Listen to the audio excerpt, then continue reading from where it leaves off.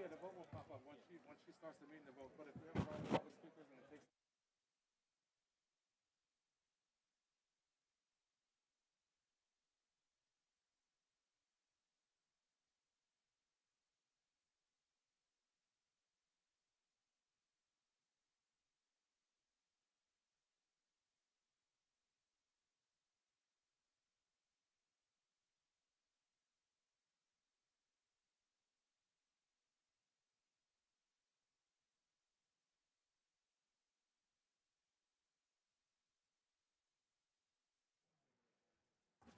Myself organized over here. Right after this.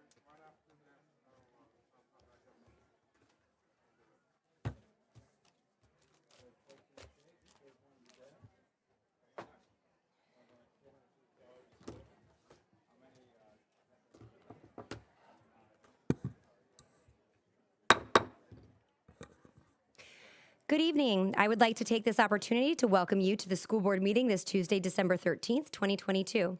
The public is encouraged and welcome to address the school board at the hearing of citizens. The board clerk, Mrs. Tompkins, collects the cards for a hearing of citizens. Once the hearing of citizens begins, no more cards will be collected.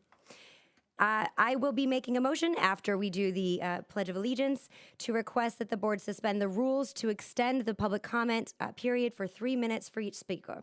At that time, I will call you at the appropriate time. First, please stand for the flag salute by Venice Middle School Young Marines under the direction of Captain Thompson.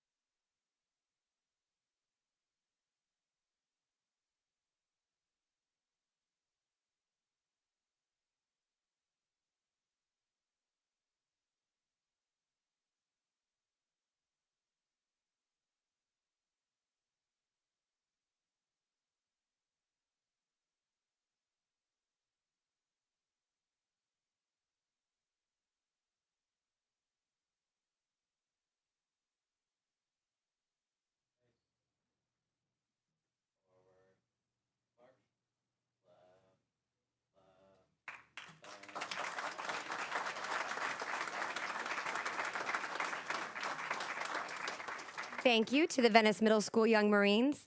And Mr. Khan, I have to apologize. It was your job to do the Pledge of Allegiance, but at this time, I'd like to introduce our student representative, Rafe Khan from Pine View School. Our student representative is, like I said, from Pine View School, and wanted to have you tell us a little bit about yourself. Oh, Mike. There you go. Are we there? Sorry. Okay, perfect. It's okay. Well, I've been at Pineview School since the second grade, and I'm speaking to you today as a senior. I've done speech and debate for the past 4 years, and this upcoming year, we're going to be hosting the state championship, which will garner us around 1,000 competitors in March. My partner and I, Shaylin Patel, are ranked top 8 internationally and first in Florida for public forum debate. I've also been doing Model UN for around 3 years, and this past weekend we just had our very own Python Mon, which is a conference at Pineview. So that was a lot of fun. And then lastly, I serve as the vice president of the class of 2023. We've fundraised near $30,000, which goes towards graduation. So I've definitely had a lot of fun at Pineview, and I think it offers an education incomparable at any other Florida institution. I could not agree more. And thank you for sharing that. I'm excited to see what the future holds for you. I really appreciate that. We have the character strong trait for December. Would you tell us about how it affects you? Yes, so the character strong trait that Dr. Aspen had picked was empathy. And I think that's a really, really important term, simply for the fact that you can't just put yourself in other people's shoes, but you also have to understand their perspective and sacrifice your thoughts in order to hear what they're saying. So much like all the representatives up here today, you have to be empathetic towards them for, coming here, protesting, and spending the time out of their day to be here. And at the same time, the constituents have to be, welcoming to these representatives as well, because they're here out of their own time. Thank you. Thank you very much. As mentioned, we would like to thank you for serving today as our student representative. And I had previously presented you with a certificate of appreciation, and we all wish you the very best of luck. Thank you. Next, I would like to, as mentioned before, I know that our current policy for public comment does require 2 minutes, and it's separated based on public comment general versus the agenda. Today's workshop, we did discuss bringing forward a revision to the public comment policy to revise it such that it would be 3 minutes for all members of the public, and remain it at one general for general public comment altogether. And for today's proceedings, I would like to suspend the rules to see that each speaker is allowed and afforded 3 minutes, and it would be all in one general comment period. I move to suspend the rules for our public comment to increase it to 3 minutes with a all general public comment for today's proceedings. And I second that. I have a motion and a second. Are there any members who would like to comment? And because this is not, I will do a voice vote. Mrs. Marinelli? Yes. Mr. Edwards? Yes. Mrs. Rose? Yes. Mr. Enos? Yes. And the chair votes aye, and that is approved 5-0. Moving on to the next topic on the agenda is the superintendent's report. Thank you, Madam Chair. I only have one item here. I just wanted to let everyone know that yesterday we celebrated 3 of our finest teachers. They are finalists, and they are Teachers of the Year across our district. We have 3 of those, as I said. We were able to honor them and congratulate them yesterday, visiting their schools. Principals and the employees did a fantastic job of creating a wonderful atmosphere for this. And I just want to congratulate Timothy Ferguson, first of all. He was our elementary teacher of the year, music teacher at Garden Elementary.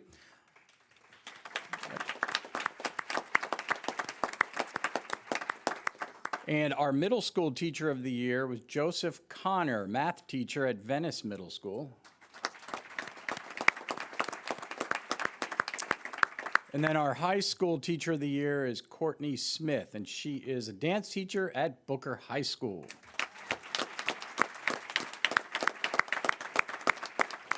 So again, they are just very passionate and dedicated to their students and their families, and I know that we all appreciate them and honor them, and just wanted to once again congratulate them. Thank you. Thank you very much, and a huge thank you to the Education Foundation also for putting that on. It was a wonderful celebratory event that Mr. Edwards and I had the opportunity to attend as well. So we are moving on to the hearing of citizens. Each speaker will have 3 minutes to speak. When the timer flashes yellow, 1 minute remains, and you will need to begin to summarize. You must stop speaking when the buzzer rings. Please note that the respect for divergent viewpoints and civility will be shown at every board meeting. Whether you agree or disagree with the speaker, you should listen politely and respectfully without making any sounds of approval or disapproval, including clapping. I know this sounds silly, but we did work last time, so I understand with passionate issues, it feels that you want to show support, so I encourage your jazz hands like this so that it doesn't disrupt and we can hear the speaker. I recognize that, as I said, there's a lot of passion and emotion with the decisions that come before this board and the impact that they have on our students, families, staff, and community. As such, I believe it is important that we afford the opportunity for every speaker to be heard. To my fellow board members, any comment during hearing of citizens that you would like to respond to will take place at the conclusion of public comment. My request is that when you respond, you keep it to the issues that have been brought forward and refrain from directing it to any individual of the public. Per statute 1001372, parent 3, anyone causing a disruption will first be given a warning, and if the conduct does not stop, you will be removed from the chambers. Moving on, I am going to start with the speaker, and I'll do two at a time to do on deck. I know we have some members, I believe, out back. I'm not sure. First up, I have Paulina Testerman, Karen Kirsch, and Mary Mann on deck.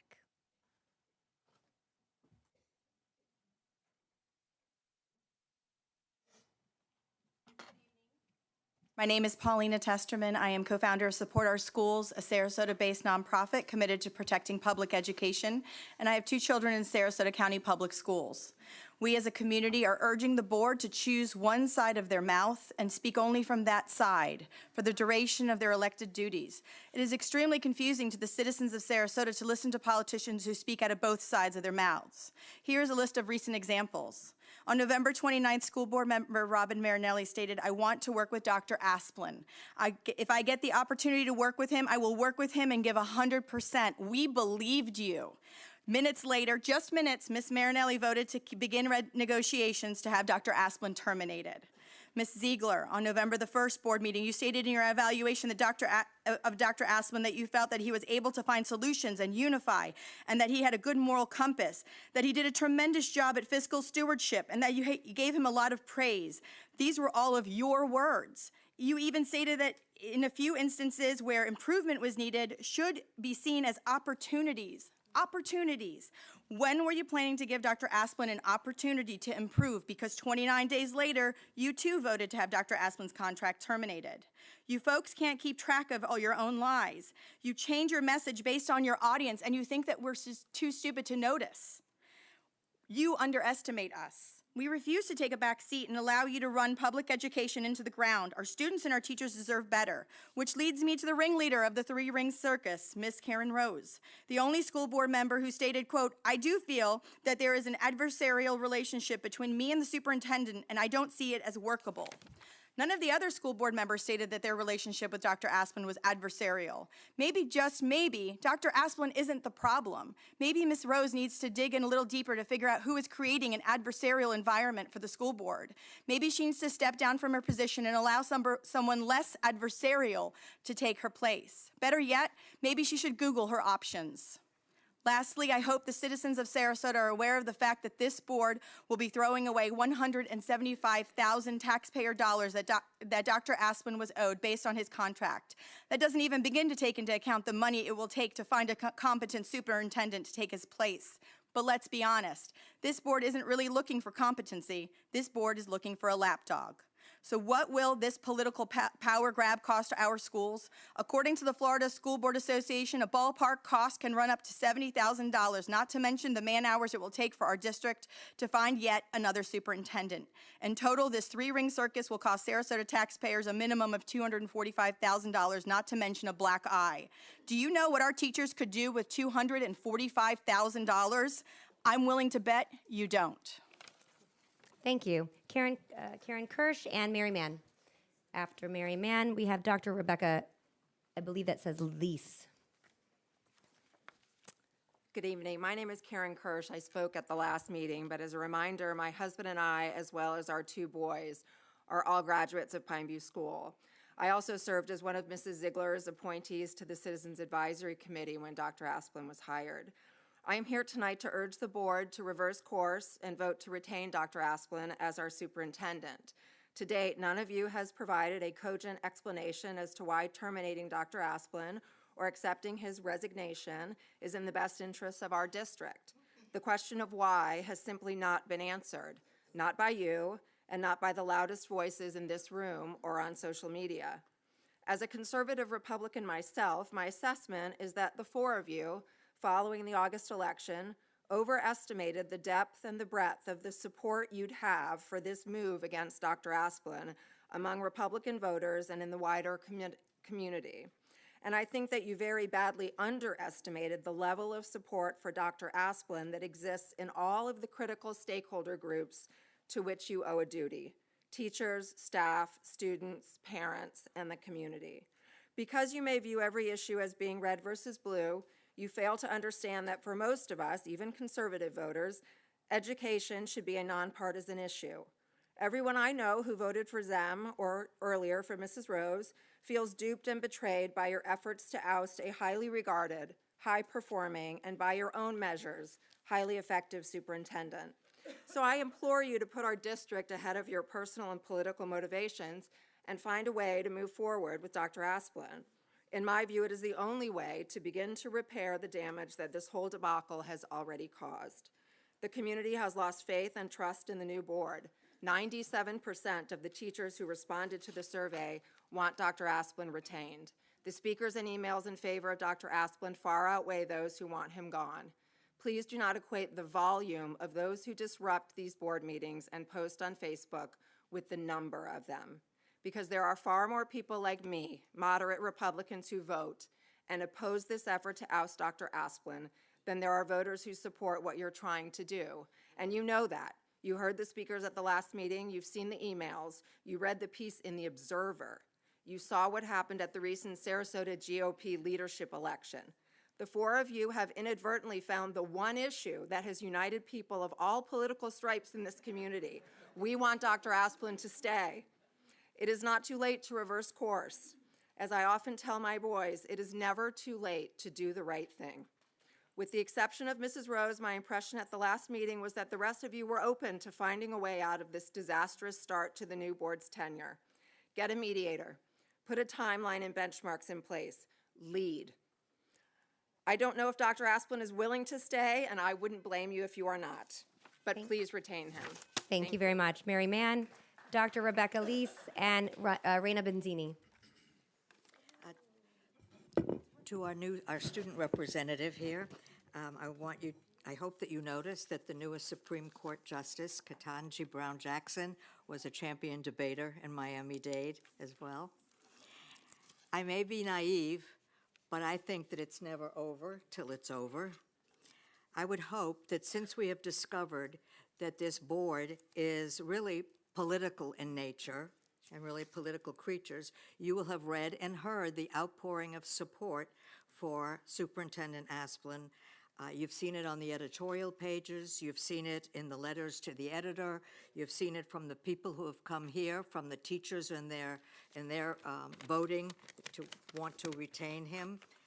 And you continue to talk, or some continue to talk, about the drop in reading scores, neglecting the fact that the reading scores, not only in the entire state of Florida, but the entire country, have dropped because of COVID and kids being out of school. That's a reality. And to blame this man for that is utterly ridiculous. Let's be honest. Superintendent Asplin is being punished for following the health standards set up by the United States and had people, students in schools, wearing masks despite what the governor wanted. So he's being punished by the governor and those that he helped to get on this school board for doing the right thing. To the superintendent, I would say, Sarasota's loss is some other county's gain, but I would hope and I would recommend that it not be a county in Florida until the political climate changes and we can get back to educating our students. Thank you. Thank you very much. Rebecca Lees, Raina Menzini, Lisa Shore.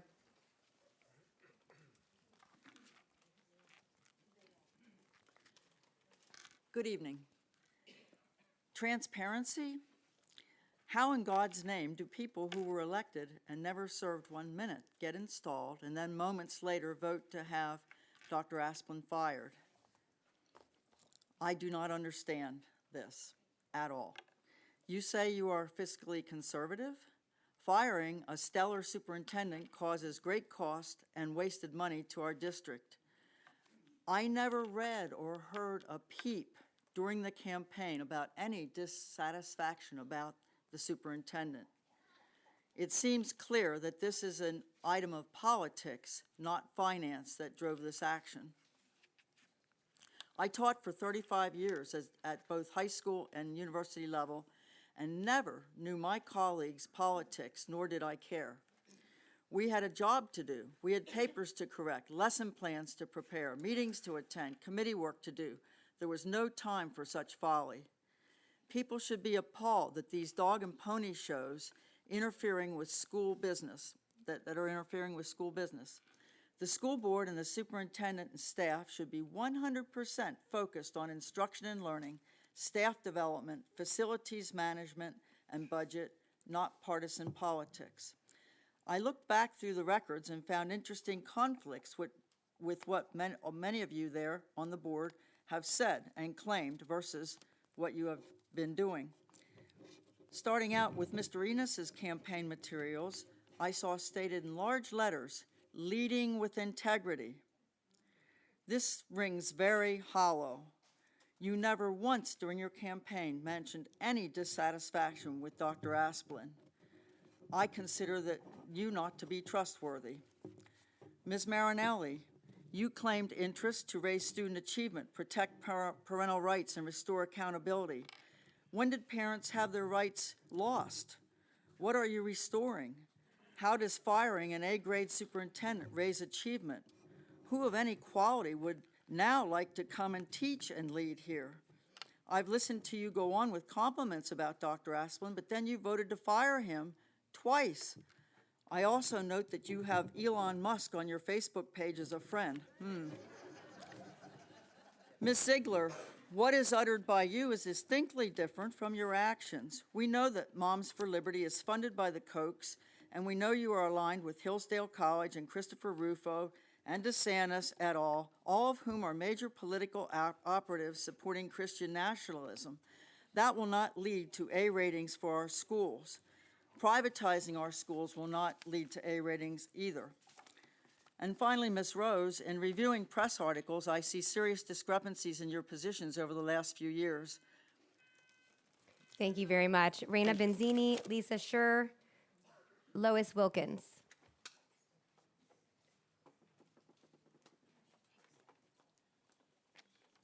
Good evening. My name is Rana Bazzini, and I'm a resident of Sarasota. Now, can you hear me now? Better. Sorry, Okay. it's not so close. Yeah. My name is Rana Bazzini, and I'm a resident of Sarasota. Looking at Dr. Asplin and reflecting on recent events, I'm reminded of an Edmund Burke quote: "The only thing necessary for evil to triumph is for good men to do nothing." I'm not implying that any of the board members are evil, far be it from that, but duplicitous, definitely. It seems they rode to victory in a Trojan horse. What they campaigned on and what we got was not the same. A hidden agenda was exposed when the first order of business, before the oath of office was barely recited, was to call a special meeting to discuss the termination of Dr. Asplin.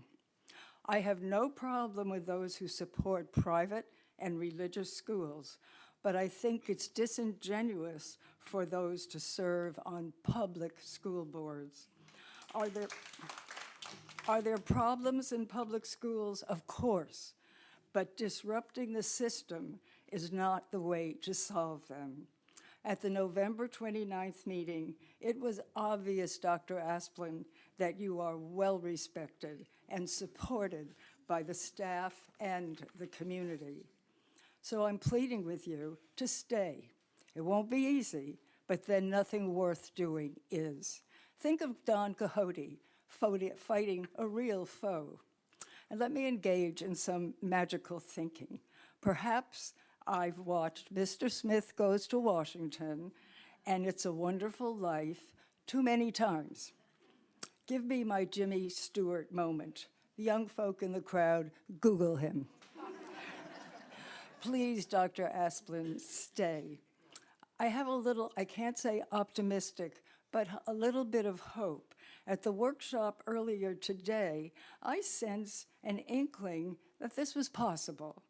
I'm not alone in hoping that this will be resolved and you will remain our superintendent. And just a little side note, I won't have to keep going to these meetings all the time, and I can finally audition at McCurdy's. Thank you. Lisa Schur, Lois Wilkins, Sebastian Gersel. I'm sorry if I'm not pronouncing your name correctly. Rana, you're always a hard act to follow. My name is Lisa Schur. I'm the parent of a student in the district. I'm one of the co-founders of Support Our Schools, a nonprofit dedicated to public education. Support Our Schools put out a petition, so I'm here today to speak on behalf of the almost 1,200 people who signed said petition. I'd like to read the petition. We as a community wish to go on record that we believe the board's action in firing Superintendent Asplund was thoroughly lacking in transparency and is a partisan political move. We believe that this is evidence of the board's intention to put politics before our children's education. Our children should not be used as political pawns. If the school board refuses to reverse its decision on terminating Dr. Asplund, then as a next step, we call for the board to involve the community in a fully transparent recruiting process for the new superintendent. To regain the trust of the community, an independent search committee should be formed, and that should include parents, students, teachers, and other community members. We also believe that Karen Rose should immediately resign from the Sarasota County School Board. Ms. Rose spent decades in this school district as a teacher and a high-level administrator, much of it during the period that the achievement gap was allowed to grow unabated.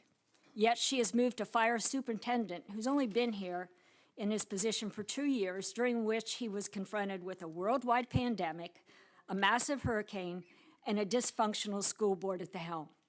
Her attempts to hold him responsible for the lack of improvement in the decades-old achievement gap is simply absurd.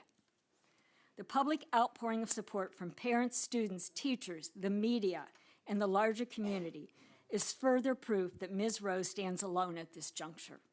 It is time for Ms. Rose to acknowledge that she is the problem, not Dr. Asplund, and the solution is to fire her, not him. Okay, so I'm going to try one more time. Otherwise, we'll recess. We could be here a long time. I don't want to do that. I'm not kicking anyone out, really, because I just don't want to do that. So if you want to do jazz hands, great. But if we can't hear when people talk, then we'll just recess and we'll reassess. So moving on. Lois Wilkins, Sebastian Gersel, and Melissa Bacandi. Thank you so much.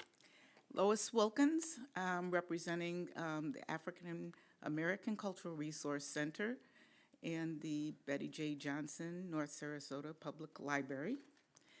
A member also of the ASALA, Minnesota branch of the Association for the Study of African American Life and History. Tomorrow, or Thursday, we will have a celebration of Kwanzaa. And Kwanzaa is the contributions that have been made in this community and in our country and around the world. We are celebrating. My extension of you as a new board, come out and see. Come out and see for yourself what is going on in the community.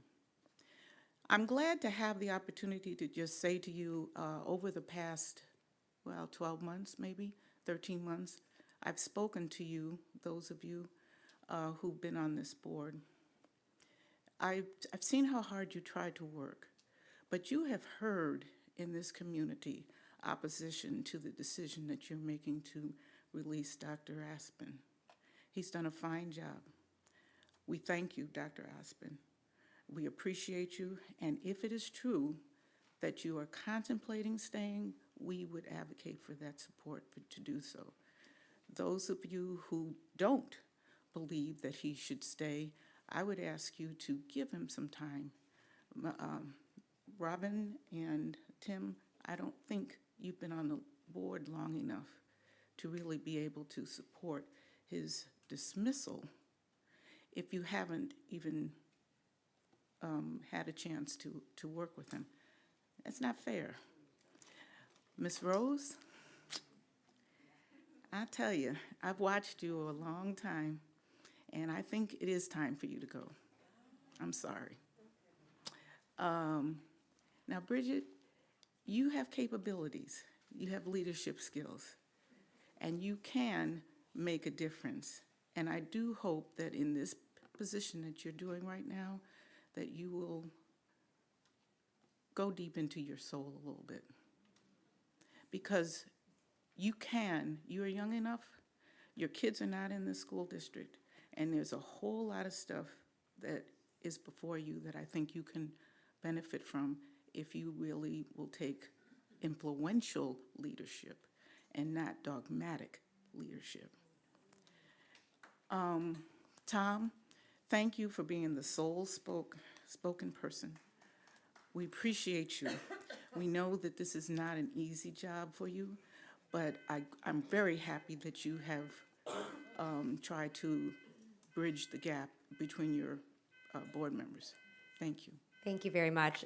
Sebastian Gersel, and forgive me, I don't know if I'm saying your last name correctly, Melissa Pagandi, Michelle Posey. Can you say your last name for me? It's Gersel, you're right. Oh, all right. Yeah. I'm Sebastian Gersel, I'm a student at Riverview High School. Members of the Sarasota County School Board, you were elected to create real change in a district that has been mismanaged by those in leadership positions, such as Superintendent Asplund. This needed change must also include looking at school-based administrative leadership. The former two superintendents and the former board allowed rot to grow within our school-based administrative positions across the district.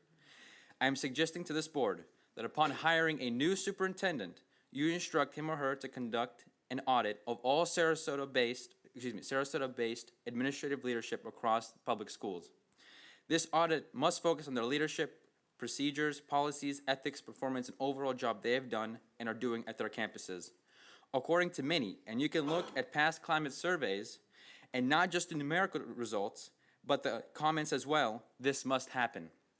Truthfully, the problems on our school campuses are thanks to a number of people, such as Superintendent Asplund for failing to manage this district properly, Mr. Edwards and the former board for putting themselves first before the students, failing administrators for failing to manage our campuses properly, and I personally have a story regarding that right here, and I have copies for all of you, which I would love to give you. And let's not forget the supporting actors of all of those people and the failures that they bring with them. The fake news Sarasota Herald Tribune, the corrupt teachers union, and of course the anti-student Democratic Party of Sarasota. This and so much more is why I asked this board to remove Superintendent Asplund and to conduct a county-wide school-based administrative audit and to investigate the rot that is happening in our schools and is hindering the actual reason, Superintendent Asplund, why our school is being hindered from reaching ultimate success. Thank you. Thank you very much. No, please, let's keep it to the jazz hands. Thank you. Melissa Pagandi and Michelle Posey. Jennifer Cottrill. Melissa Bacandi, school board members, Dr. Asplund. Regarding agenda minutes, attention, it appears the minutes and video recordings of the school board meetings are being altered and edited to fit the left's narrative and to silence the citizens speaking out on the evils in this district. At the last meeting, only comments in favor of Dr. Asplund were noted on agenda minutes. Any negative comments were not noted as in opposition to Dr. Asplund, but rather as general comment. Please do not approve these minutes today, but investigate who is in charge of the board minutes and their recording. They are not accurate. It appears this could be intentional to mislead the public, aka playing politics. This lack of transparency at the landings really concerns me and is exactly why this board needs to clean house. I call on the board to not only terminate Dr. Asplund, but also evaluate anyone else at the landings that contributes or enables this less than transparent behavior. I believe self-proclaimed woke school board member Tom Edwards refers to this behavior as working a personal agenda from the best strategic spot from the inside. And if I didn't email you specifically, Mr. Edwards, you should have to FOIA it, because I don't trust you. Welcome to Dr. Asplund's Insurrection Day. Dr. Asplund said if the board lost confidence in him, he would gladly resign. But what we see here today is Dr. Asplund inciting an insurrection with hundreds of Democratic protesters being bussed in. And who knows, probably even paid protesters, since the leader of Support Our Schools, Lisa Scher, has admittedly paid for protesters in the past. Let's review once again the facts why Dr. Asplund needs terminated. Number 1, under his leadership, third grade FSAs, reading FSA scores are the lowest in 8 years, and our district has fallen from number 2 to number 7 in the state, and we all had COVID. Number 2, instead of educating our children, Dr. Asplin chooses to allow activism over academics on campus. Number 3, Dr. Asplin wouldn't take a stand and allow parents to record their children's IEP meetings. Number 4, he admittedly broke sunshine law by forming an illegal equity committee. Number 5, he refuses to let parents opt out of Character Strong SEL. Number 6, under his watch, there have been unprecedented legal fees. Number 7, let's not forget that he broke the law by violating the governor's executive order on mask mandates. Number 8, Dr. Asplin violates his own district's nepotism policy. Number 9, perhaps most egregious, Dr. Asplin is anti-parent and lies about campuses being open. He declared that parents could walk their kids into school when he knows full well that not a single school in the district is allowing parents to walk their children into the classroom daily. Number 10, I know, we're the enemy, right, teachers? Asplin has apparently become an investigator and judge, and by default denied justice to DJ in the DJ case. Please look that up. Number 11, most recently, under Dr. Asplin's leadership, Sarasota County was named in another lawsuit for violating sunshine law in regards to choosing ELA and math books. Now, I hear cries from Board Member Edwards on how getting rid of Dr. Asplin is political. Tom, you're the king of politics. You announced to the whole world that you are working from the inside to advance a woke agenda. It is you, Mr. Edwards, who likes to attend grooming events. And Dr. Asplin. Thank you. Michelle Posey, Jennifer Cottrell. We can't afford your failed leadership anymore. Christy Carwatt. Ladies and gentlemen, can we please quiet down? Next up, I have Michelle Posey, Jennifer Cottrell, Christy Carwatt. Hi, everyone. Michelle Posey from District 3. I was reading earlier today on social media from from Mr. Edwards, I almost gave you a promotion there, that the union was supporting Dr. Asplin, and I thought that was really strange because I hadn't heard anything from our teachers union about board member Shirley Brown from the former board saying that we should treat teachers unfairly. Those that are vaxxed should get sick day pay, and those that are unvaxxed should not. You would think our union would care about that. I also didn't hear about union support when Bridget Ziegler wanted to give teachers an extra $300 in their pockets, only to have Dr. Asplin delay it and say it should be workshopped, thus delaying it after the August election. So I didn't see the union jump in there, and I also didn't see the union jump in and protest over your $170,000 severance pay, which is 3 times more what our teachers make. So I'm not sure how you ended up having fans that you are likely to step all over. That's kind of funny. People will say you're highly effective. I would say you had a highly effective marketing campaign about Asplin on the move, yet it seems to be really tough to get you to move. There are some things that you failed at. Our grade 3 FSA ELA scores dropped under you. You have failed to obey sunshine law when you created the equity committee and did not give them the directive to operate in the sunshine. We are also, as Melissa said, being sued by Florida Citizens Alliance again because you allowed the adoption committee for the curriculum adoptions to meet outside of the sunshine. And you also took pornographic material that I personally talked to you about. You took it off the shelf and then you buckled and put it back on the shelf. And I'm talking things that would make 50 Shades of Grey sound like a nursery rhyme. So you are nowhere near the level of superintendent that we want to see here in Sarasota, and I commend all of you for having the backbone to do. Anybody who talked to you throughout your campaigns understood that we all knew that Dr. Asplin was the puppet of Jane and Shirley, and it is Sarasota County 2.0. We will not have the old in with the new. Thank you. Thank you. Jennifer Cottrell, Christy Carwatt, Tanya Paris.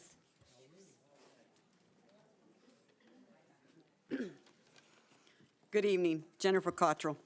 I would like to take a few moments to express my views on the termination of the superintendent. Dr. Asplin, I recall the first meeting I ever spoke at here and discussed my frustration on how the school system had failed my son, who at the time was an ESC student at RHS.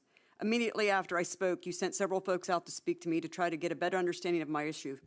I was impressed and thought to myself, he actually listened and seemed truly concerned. I had hope that we were going to make some huge progress for our ESC students, and I truly felt we could work together for the best interests of these students. Then one evening, as you said on the dais, you called out the ESC parents that spoke regularly, and we all know I spoke very regularly at the time, liars. That was a huge slap in the face, not only to me, but to my son, as he was the one I was fighting for. At the same time, you patted everyone in the ESE department on the back for a job well done. It was at that point I realized I was going to have to fight even harder for my son and those like him, and that's what I did. I rode the ESE department and hounded them daily. It wasn't going to let your words that night or lack of action stop me. I eventually got an ESE focus group for parents and staff, and we put together a full report of suggestions that we felt would benefit not only the students but the staff. Had you helped us with that at all schools, we could have shared that data across the district and used it, what worked in one school to help another. All it takes is listening to our students, parents, and staff to make progress and make a difference for all students, not just a select few. But it was easier for the district to just treat them as casualties and just focus on students that were easier to teach. Maybe for once someone could have put themselves in their shoes and you would have realized these kids had huge potential. Had the district paid a little bit more attention to what we were saying, we could have turned that ship around. Let's not forget how long it took to fight to get laptops distributed to the most needed students. That should have been a no-brainer and been done immediately, but instead we had to fight for them, and it took many months to get them in the hand of students, and to be honest, some are still waiting. I recall a meeting with you in July of 2021 and provided you a 2-page list of issues that I had received from RHS staff and parents. That seemed to fall on deaf ears. Bullying was a big issue, and nothing was done. Still hasn't been dealt with. The seniors at RHS took matters into their own hands during their bullying university last month. They called the administration out in the middle of the assembly for not doing anything about the constant bullying. We have seen the videos from that day that the students took, and Dr. Godfrey can attest to what those students expressed. And here we are with another issue swept under the rug at the expense of our students. What does it take for you to just admit that the district has made mistakes, acknowledge it, and then do something about it? That, sir, would have gained huge respect from this community, but instead we are met with constant denial and lies. The only ones that suffer is our students. How many students do we need to sacrifice before something is done? For this reason, sir, it's time for someone to come in and run this district that truly has the best interest of the students. And you can take Mr. Edwards with you, sir. Please, thank you. Ms. Christy Carwat, Tanya Paris, Melissa Radovich. Good evening. I'm Christy Carwat. I'm a teacher at Sarasota High School. I've been a teacher in this district for almost 40 years, 29 at Sarasota High School. I had 2 children go through this school district, and they got a fine education. First, I want to address Dr. Asplin. I know it is almost hopeless to think you will remain as our superintendent, as this board had planned to fire you even before the August election. Plus, under the circumstances, it would be difficult for you to remain, as I doubt you, like most of us who work in the school district, feel you can ever trust 4 members of this board ever again. But please know, you have our support, at least the support of about 97% of us, many of whom voted for Zim. To all but Mr. Edwards, you lied to the entire community when you said you would be transparent and include the community in the decision-making. In fact, Mrs. Rose, you said in an interview with The Observer, which was published in July of 2020, that you would, and I quote, include students, parents, staff, and the community in policy decision-making, and that you would, I quote again, ensure that school board policies, vision, and mission reflect the community's voice. But you are only listening to a few loud voices.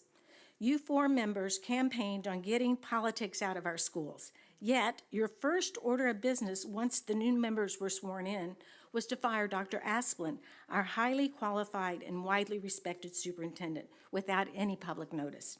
And why? For no other reason than your own political game.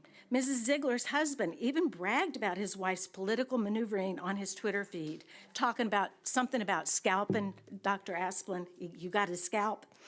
Your decision obviously had nothing to do with what is best for our students. Have you forgotten that you serve all the people of this school district, not just a small group of extremists or the governor? You 4 have allowed the engineered false statements about teachers indoctrinating students with liberal ideology and teaching students to hate America to continue and to fester. Mrs. Ziegler, you once said on Fox News, and I quote, "I don't want my children and their peers to learn to hate America through the anti-American curriculum that we continue to see." Well, I've been in this district for almost 40 years, and I have not seen that happen yet. I have only witnessed a teacher share his personal political ideology once. I remember walking down the hallway during the Obama presidency when I heard a teacher talking negatively to his students about Obama. This teacher had no problem sharing his political opinion with his students. I was really shocked and dismayed that he was doing so, especially because I didn't quite understand what politics had to do with algebra. But not to worry, that teacher no longer teaches in this district. He teaches at a school that uses a curriculum provided by a small right-wing Christian college. Mrs. Ziegler, I am sure you are very Tanya aware of that Paris, school. Melissa Radovich, Teresa DeWitt. Hi, Tanya Paris, Sarasota County resident and president of Sarasota County Moms for America. I'd like to say that I'm personally very happy that we now have a board that has promised over and over again to be in 100% alignment with our children. I think that the county has spoken and found that there was a lack of support for our kids, and that's why you're here. I can't stand before you and tell you in the future that I will agree with every decision you make and blindly support you. I know that I and others will be holding you all accountable to the promise that you all made, which was to be leaders and role models protecting our parental rights and also supporting our children in every decision before you. But tonight is not one of those nights. It's not the night that I'm going to disagree with you. I'm in full support with the decision to remove Dr. Asplin from his role as superintendent. For the past year, I have attended these board meetings. I have seen behaviors by the old board and superintendent that I wouldn't want my kids to see. The rudeness and callous outbursts drew in more and more divisiveness, impacting our community. All along the last year, Dr. Asplin had an opportunity to rise above that board behavior. He had the ability before the public to act independently from the board and be able to demonstrate quality leadership. Leadership comes from a form of self-sacrificing to stay true to what's best for the entire team. What I think has been the problem with Dr. Asplin is that he seems to show quite a bit of arrogance. And that may be okay in some situations, but definitely not coming from our superintendent. Arrogant leaders make excuses. They blame others, and they even lie to save face. When you see an arrogant leader, you can tell. They challenge every criticism that's made about them. This behavior erodes trust with your community. Humbly admitting when you are wrong shows strength in leadership. In fact, it's what makes a great leader. Owning your mistake models for all the employees on how to act when they in fact screw up. The power that a leader has is incredible, and it can make a great change and set the tone for the rest of the school system. Unlike others you may hear up here, I won't stand here and I won't call names, and I refuse to be vicious and point fingers. But I will say that we have seen what side of the fence Dr. Asplin is on. He has made it very clear. How could we ever trust Dr. Asplin at this point to make a centered decision just because our board has flipped? I find it very difficult given the lack of leadership that we have seen in the past, and to be honest, it's been a hard and rough past year, and I think the time has come to say enough is enough. It's time to move on to a new leader who represents both sides. I know it's hard for some people to swallow that this board may in fact be doing the right thing. I know change is hard, especially when it's been politicized, and I definitely know it's hard to think that a person on the other side of the fence may make better decisions for our children, but the time is today. Thank you. Melissa Radovich, Teresa DeWitt, and Elizabeth Bernstein. Did you say Tweesa? That's fine. All right. Okay. Is my time just started? Okay, sorry. As a therapist, I've always told my clients therapy is like peeling layers of an onion. If I had chopped the onion in two, it would be traumatic. Tonight, I will not peel layers back. I've done that for over a year. And Dr. Asplin, you've refused to provide transparent info to the board or stakeholders. The SCL market is booming to the tune of $3.7 billion by 2024. Corporate America also wants to get their hands on $43 billion being given out by the WEF. I would again like to state that our SCL programming is through CASEL. CASEL and SCL are the same company. Panorama is the official data collection arm of CASEL. Sanford Harmony, Character Strong, and Second Step through a foundation are all CASEL owned. Dr. Asplin, why have you continued to say Character Strong is mandatory? Let me be clear. Character education is required, not Character Strong. Why did you tell parents they could opt out, then say no, then say parents could if they could show they met the curriculum requirement and then be allowed to have alternative assignment? So is Character Strong not mandatory? Why was a district opt-out form not placed on the website? Why did you not send out an update to principals? Why was I told by my principal Character Strong pilot was this year? Why did it take months for you to give us the 8 pilot school names? Why is Deborah using Sanford Harmony SEL to satisfy the SAMHA requirement? That's a mental health program. Castle states SEL is not a mental health program, so tell me why a teacher is conducting a process group with SEL asking children if they hear voices during circle time. They're 5. Are you aware it is unethical to conduct a process group with more than 12 children and without a counseling license or consent forms? Why has no one informed parents in IEP meetings or when their child goes to Tier 2 that SEL is embedded?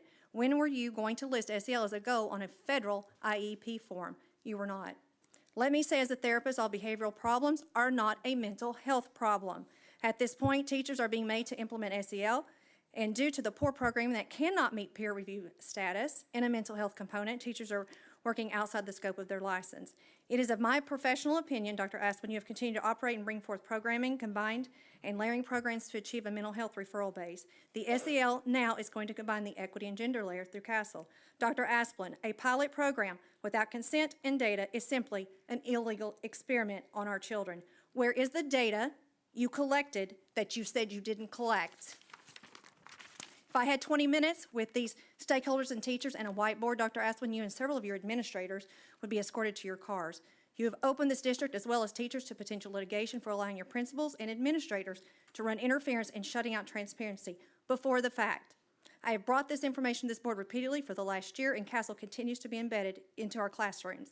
We could remove Castle tomorrow and teachers would not miss it. Even Panorama states it cannot provide peer-reviewed data because they keep changing the standards. Thank you. Thank you. Melissa Radovich, Elizabeth Bernstein, Nevia Clausen.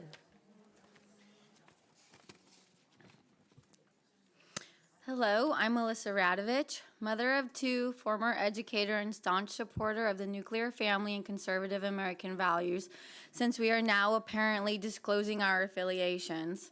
For years, I've watched this board make national news headlines for the wrong reasons. Jane and Shirley are gone, and now it's time to remove the man who was at the front lines of the circus.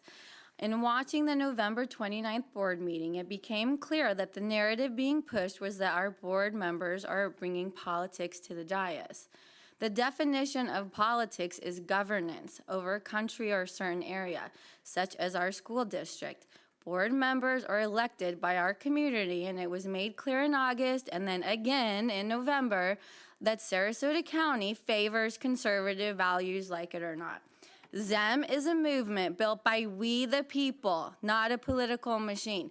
Do you know that our own Republican Party, Jack Brill, Joe Gruder, Ziegler, they promoted BRT instead of ZEM? Ever heard of BRT? No. Concerned parents fought, and concerned parents in our county won. Passionate parents visited 2 to 3 schools every single day for weeks, asking parents to vote, which they did. Our county fought hard to get ZEM elected, and we trust that you will stand your ground and do what's right for our kids. Jane Goodwin swooned over Dr. Asplin, and that was the first red flag in my book. It is often mentioned that Dr. Asplin came to Sarasota from a top-ranked school district, but he did not lead that school district. He was one of their deputy superintendents. He was not selected to move forward as superintendent in his own county and was rejected from our county the first time he applied. I have met with Dr. Asplin and seen the blatant disregard for parental concerns. He would not help to explain the proper process to have pornographic books removed from our libraries. I explained to him in person that I had to remove my 6-year-old son, place him in a charter school because of an unapproved school lesson on homosexuality, and he couldn't care less. He masked our kids against the governor's orders. He organized an equity committee behind closed doors, and currently we have an open court case for our improperly selected curriculum, as well as 2 cases which are too devastating to bring up. Our last board meeting was embarrassing. You are not an elected official. In my opinion, your superiors should have fired you on the spot. Also, iPetition.com accepts phony names and made-up email addresses, so let's not pretend that the numbers presented by Lisa Scher mean anything. Thank you. Elizabeth Bernstein, Nevia Clausen, Lieutenant Colonel Duffy Smiley. Good evening. I'm Elizabeth Bornstein. Since the swearing-in ceremony when Mrs. Rose made the erroneous motion to fire Dr. Asplin, our Sarasota County Schools community has been in a state of shock, turmoil, and grief. This holiday massacre was a sneak attack on our superintendent and is part of a master plan holding Sarasota County Schools hostage. It has been an utter waste of everyone's time and the taxpayers' money, very easily preventable. Mrs. Rose, Mrs. Ziegler, Mrs. Marinelli, Mr. Enos, you are complicit in weaponizing Sarasota County schools with partisan politics. School boards should not be extremism training grounds, and how ironic that board chair Mrs. Ziegler conducted her first in-person Leadership Institute training for conservative school board members as the director of school board programs this very week. As the Sarasota County School Board, you are tasked with setting policy for the school district that advances educational opportunities for all students, and transparency is mandatory. Where is it? You have broken the community's trust, and you need to start working on restoring it now. Loss and grief often immobilize and cause a sense of speechlessness. Yet in this case, it is the very opposite. The damage you've caused has brought a level of advocacy that you have not seen here before. Dr. Asplin may be the sacrificial lamb, but we will not go away. We will not stay silent, and we will not forget. In times of such despair, many turn to faith. We've seen it in the dais before. Rabbinic wisdom supports wise and compassionate decisions made by government officials. They guide us to pray for the welfare of leadership when it is failing. For justice, help us in this time of crisis, a crisis of leadership at the highest level on our board, as well as the state and national level for the welfare of public education. A crisis of conduct in targeting our superintendent and a lack of transparency, a crisis of the abuse of power, a crisis for our democracy. For truth, to help us face the deep divide on our board, the crisis of partisan politics and extremism dictating curriculum changes and access to learning materials that support critical thinking, diversity, and inclusion, the real emergencies, the crisis of hatred, racism, homophobia, and anti-Semitism. I may be a tragic optimist, as I still have high hopes. Please bring our community an opportunity for healing. Sarasota County School Boards, may you rescind your motion, retain Dr. Asplin, work to restore our trust and faith in your leadership and fiduciary responsibilities. Sarasota County School Board, may you strengthen and reinforce administration, teachers, and staff to continue to do the most difficult work they are highly trained and qualified to do. And most of all, may you support the learning, growth, and development of our children, your students, so they can thrive. They are our future. And for God's sake, after the past 2 years, don't they deserve some peace? A wise rabbi said, on three things does the world stand. Thank you. On justice, on truth. Nivea Clausen, Lieutenant Duff Smiley. I've got it. Thank you very much, ladies and gentlemen. Lieutenant Duff Smiley, Angela Wynn. Nivea Vega Clausen, Moms for Liberty. Dr. Asplin has painted himself as a victim of a politicized school board, but who is the one actually abusing their power? He is a darling of the local media, the Democratic Party, and the most powerful union in the world, the teachers union. Let me be clear, when I say the teachers union, I don't mean teachers. The teachers I talk with are afraid of the teachers union. If they aren't in line with the union agenda, they keep their mouths shut or suffer the consequences. When Dr. Asplin gushes over the support of the teachers union with his friends at the Herald Tribune, this tells us who Dr. Asplin is prioritizing. If there is one thing the teachers union's power brokers have shown us is that they do not represent students' interests. Don't forget that all dues collected by the local chapters feed into the National Teachers Union. You need to ask yourself, why is the teachers union fighting this hard for Dr. Asplin? The teachers union is the reason that I left the teaching profession when I was an English teacher in Florida. During the 6 years that I taught English, despite the fact that I consistently exceeded expectations, was awarded Disney Teacher of the Year, and helped my students achieve the highest improvement in their reading and writing scores, and was the only Hispanic teacher in the school with 60% Hispanic students, I was constantly under threat of being pink-slipped, while teachers who were showing little to no growth with their students were secured a job. Why? Because the crown jewel of the teachers union is tenure. Who is hurt most by this policy? all students, and most especially our Black and brown students. If ever there was a systemically racist institution, it is the Teachers Union. From its inception in 1886, the Florida Education Association's membership was initially limited to white teachers and administrators. The Teachers Union continues its discrimination today by advocating for lower standards, lobbying against vouchers, and focusing on tenure over performance. And let's not forget that the teachers' unions were the staunchest advocates for school closures, which further increased the academic gap for our Black and brown students. Regardless of how Dr. Asplund identifies politically, the teachers' union sees him as a tool for their agenda.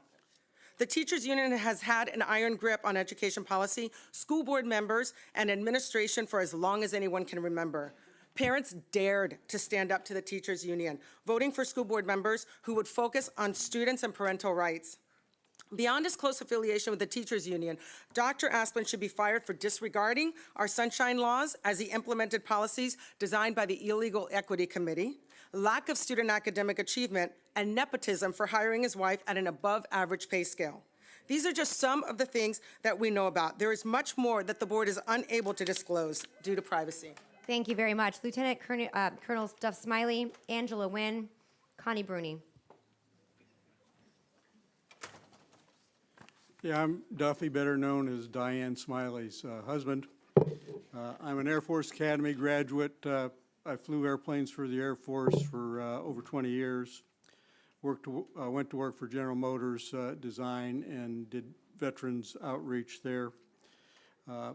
My wife and I have fostered over 20 children and adopted 3 children of all races. My wife was an Air Force nurse, of whom I'm very proud, and she was a public health nurse.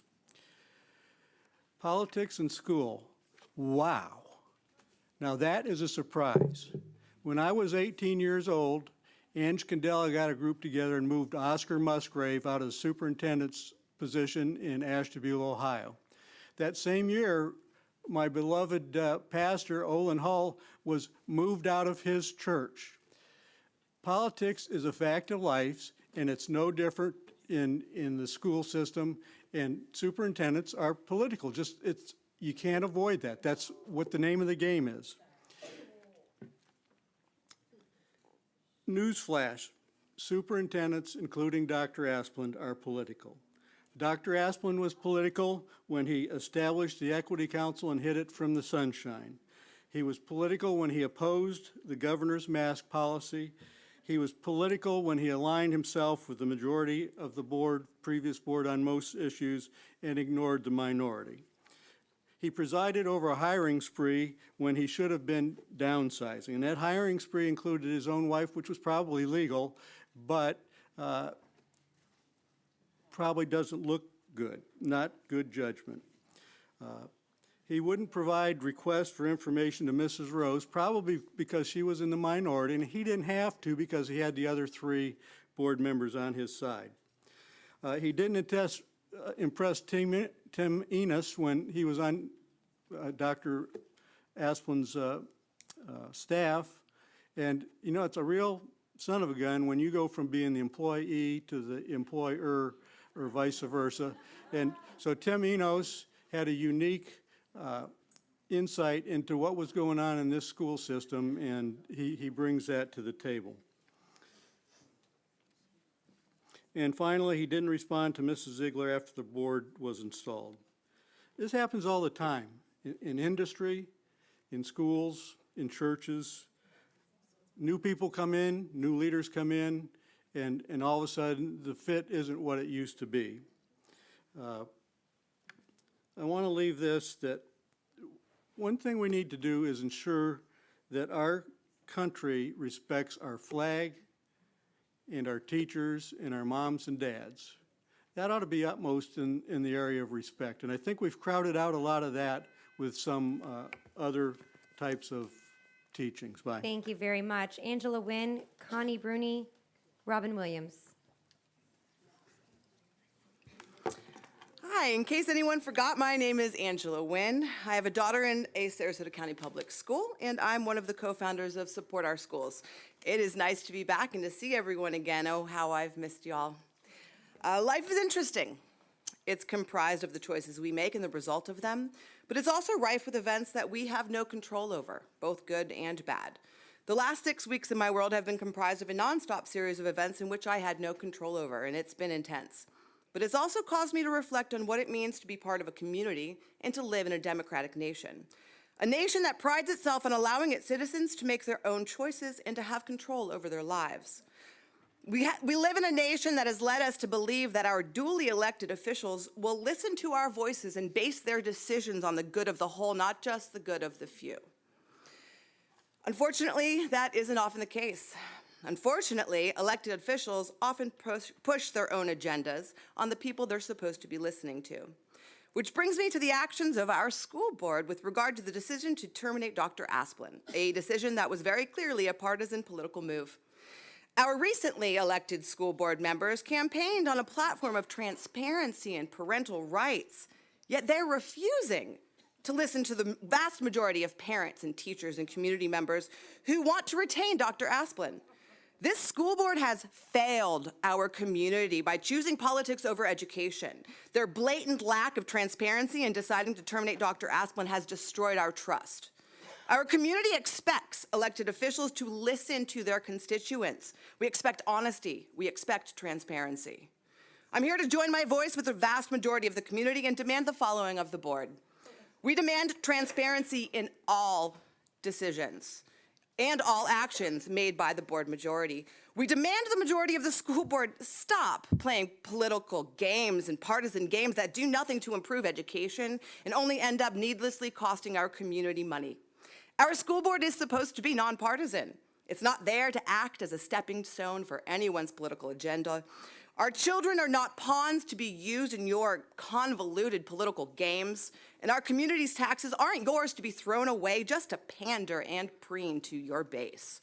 This nation is supposed to be a democracy. I challenge you, prove it. Thank you. Connie Bruni, Robin Williams, Laura Fredrickson.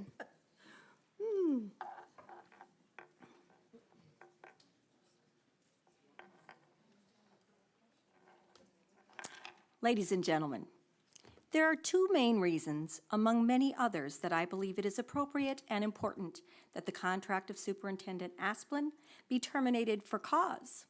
You have 4 choices tonight, so I hope that you will consider for cause. You're being shown grace, Dr. Asplin, to have negotiated a severance, as termination for cause would leave you with nothing except a tarnished professional reputation. Number 1, the Equity Committee was conceived, formed, and met completely outside the Florida Sunshine Laws. Policies were adopted as the fruit of this forbidden tree. Worse, the underlying purpose of the illegally formed committee was to serve as a tribunal decider of fact in cases such as the DJ case. That case that Dr. Asplin said the judge got it wrong. I'd like to know where you got your law degree. The case said was wrong. The real purpose of the illegal committee was to insulate the school district from parental lawsuits in court. Really? After adopting those policies from the illegal equity committee, suddenly, oopsie, we were outside the Sunshine Law. You are never going to convince me that a school district with over $1 billion, who spent over $1 million on legal fees, didn't have competent legal counsel to understand that that law applied to what you were doing. You will never convince me of that. Sorry, gotta go back to my comments. Number 2, let's talk about the employment of Dr. Asplin's spouse. It's a violation of nepotism. I read this to you before. The practice among those of power and influence in favoring relatives or friends, especially by giving them jobs. That's the Oxford Dictionary, not my opinion. That's the Oxford Dictionary description of that. The appearance of a conflict of interest is at best poor judgment on the part of a superintendent. At worst, the employment of one spouse, allegedly at a higher than scale rate of pay, constitutes direct nepotism and is a violation of state law, and want to make sure that you're aware of that. So that's another reason for cause should be given. Many examples by others have been highlighted, giving question about the truthfulness. But also, I've watched, because I've been here watching, the not treating of board members equally. That's a very important issue for you as lay people trying to make proper policy decisions. So when you're not being treated fairly, there's a problem there. I also want to make sure that you know, you are not bound by the previously constituted board or any of their actions. So please move forward. Pardon me. Thank you very much. Robin Williams, Laura Fredrickson, Carol Lerner. It's become apparent over the past several weeks that most Sarasotans support Dr. Asplin. New board members Marinelli, Enos, and re-elected member Ziegler have shown their lack of independence from Governor DeSantis and those Zem supporters who for over 2 years directed an endless stream of invective against Superintendent Asplin, board member Tom Edwards, and recently retired board members Shirley Brown and Jane Goodwin. Their lockstep first act to eliminate the superintendent mirrored moves in other parts of the state where DeSantis-endorsed candidates won. These apparent sunshine violations must be investigated, and Karen Rose should resign. Why would the governor and his minions deliberately seek to cause chaos in public school districts? Because their real intention is to destroy public education. It started in Florida under Jeb Bush and continued with the passage of a slew of anti-teacher, pro-charter, pro-voucher legislation, particularly in the past 4 years under DeSantis. Since voucher legislation passed 2 years ago, Sarasota has already lost millions in state funding that's now going not just to charters, but to schools where standards are nil and people without any college can teach. And the state voucher formula will get worse over time, deliberately directing increasing amounts of taxpayer funding away from public schools. DeSantis wants to entice parents to pull their kids from public school and bankrupt public education. We're watching, and we won't stand by while fabricated culture wars are used to discredit public education while promoting bigotry, homophobia, racism, and anti-Semitism. It's no surprise that the Zem moms on their lack of transparency page are constantly blasting foundations with not so subtle anti-Semitic tropes. We'll be closely watching this board to see if there are moves taken against programs that rely on foundation support. The misnamed transparency page attacks foundations including the Jewish Federation, the Barancik Foundation, the Glass Schoenbaum Human Services Center, charitable organizations supporting important Sarasota public school programs. A previous version of their pyramid also featured the Soros Foundation at the top, another favorite target of anti-Semites. They talk about how these so-called powerful foundations magically control everything, pulling the strings. This is an old anti-Semitic stereotype about how they, the Jews, control everything. I'm Jewish. And they're also liberals and leftists and Marxists and communists. Transparency moms and Connie Bruni, who just spoke. Laura Fredrickson. Mrs. Williams, please, thank you. Next, I have Laura Fredrickson, Carol Lerner, and Joyce Peralta. And before we next speaker, excuse me, keep your comments to nothing while we listen to everyone else. I can handle the time clock. Thank you very much, and we'll keep moving. Thank you. Go ahead. Good evening. My name is Laura Fredrickson. I am a resident of Sarasota County. I have a prepared speech that I've been working on for a day. I'm wondering if we should all just maybe take a deep breath and realize that we're passionate about our children. And do we need it? Do we need it? Yes. I'm Please keep your comments to the board. I appreciate every single person. Mrs. in Fredrickson, this room. please keep your comments to the board only. Oh, I'm sorry. Thank you very much. It's my first time. I'm That's not okay. a public No, speaker. that's okay. We're And just I'm trying just to- thinking the tension is going up and I appreciate that. Thank you so much. Okay, all right. So I apologize to everyone. I have been a quiet observer in this state for 8 years. During the transition process of creating a new life, I read about an older couple from Seattle who took it upon themselves to do backpacks for the homeless. The decision was made to focus more on social services and retire from teaching. A pay cut was anticipated, but making high school nanny money was not. My Teacher Excellence Award is worthless in this state. It still makes me proud. I fully support retaining Dr. Asplin. I don't understand why we are one of 2 counties in the state to get an A rating. But I am willing to listen. You know what I mean? I would like to understand. I only want best for the teachers and the children and the residents in this county. I don't think, well, okay, so here was my, I apologize. I wanted to talk about fiscal responsibility. I wanted you to think hard about it. But I think enough has been said already. You know, parents, teachers, students, residents, the majority of the country wants to put politics and religion out of public education.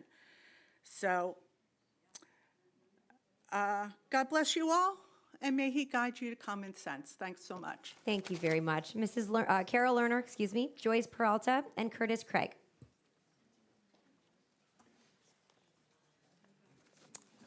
Good evening. My name is Carol Lerner, and I'm a leader of Support Our Schools. The petition being circulated by Support Our Schools calls for greater transparency of the newly constituted school board, especially in the aftermath of their likely but unwanted implementation of the firing of Superintendent Dr. Asplin. But the petition also calls for Karen Rose to resign.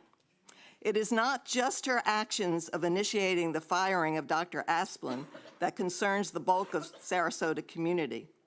Ms. Rose has a long history of hypocrisy and pandering to the worst people in our community. This was particularly apparent in a talk she gave a little over a year ago on December 3rd, 2021, a town hall at the Hollow, the far-right indoctrination camp in Venice, frequented by General Flynn. The event was organized by Unmasked Florida, a direct front group for the Sarasota Proud Boys. Its moderator was James Hoel, a leader of the Sarasota Proud Boys. Hoel was part of the Proud Boys vanguard that stormed the U.S. Capitol on January 6th. He is a frequent participant at these school board meetings and other local events where he has been photographed giving the white power sign. In his introduction of Ms. Rose, he called her, quote, a woman who has done a great job for many years. I was there at the Hollow and heard her, but I also transcribed sections of her speech and a Q&A that followed from a video posted on the internet by none other than the Proud Boys. Here are some direct quotes from the talk. In reference to the U.S. Department of Education, she called for its abolishment, saying, quote, as far as I am concerned, I want to totally and completely highlight and delete the U.S. Department of Education. It is against the Constitution. It has caused trouble. It was a farce. When asked if she was on board with a Marxist agenda in the schools, she said, no, I don't believe in Marxism. Okay. But then she said to a crowd of Proud Boys and their allies, I am a freedom fighter, a rebel. In explaining how she operates on the school board, she said, quote, I hide a lot of what goes on inside of me. Sometimes I may be vibrating and you don't see it. She then adds, I'm looking for a school board that thinks the way I think. In trying to justify why she stood up earlier in the year when Dr. Asplin received a standing ovation after denouncing the type of politics permeating board meetings as nonsense, she said, quote, I saw staff standing up, so I stood up.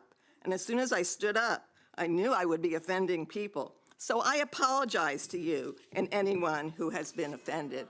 Thank you very much. So as SOS circulated petition concludes, Mrs. Lerner? she is the problem, not Dr. Asplin. Mrs. Lerner, please.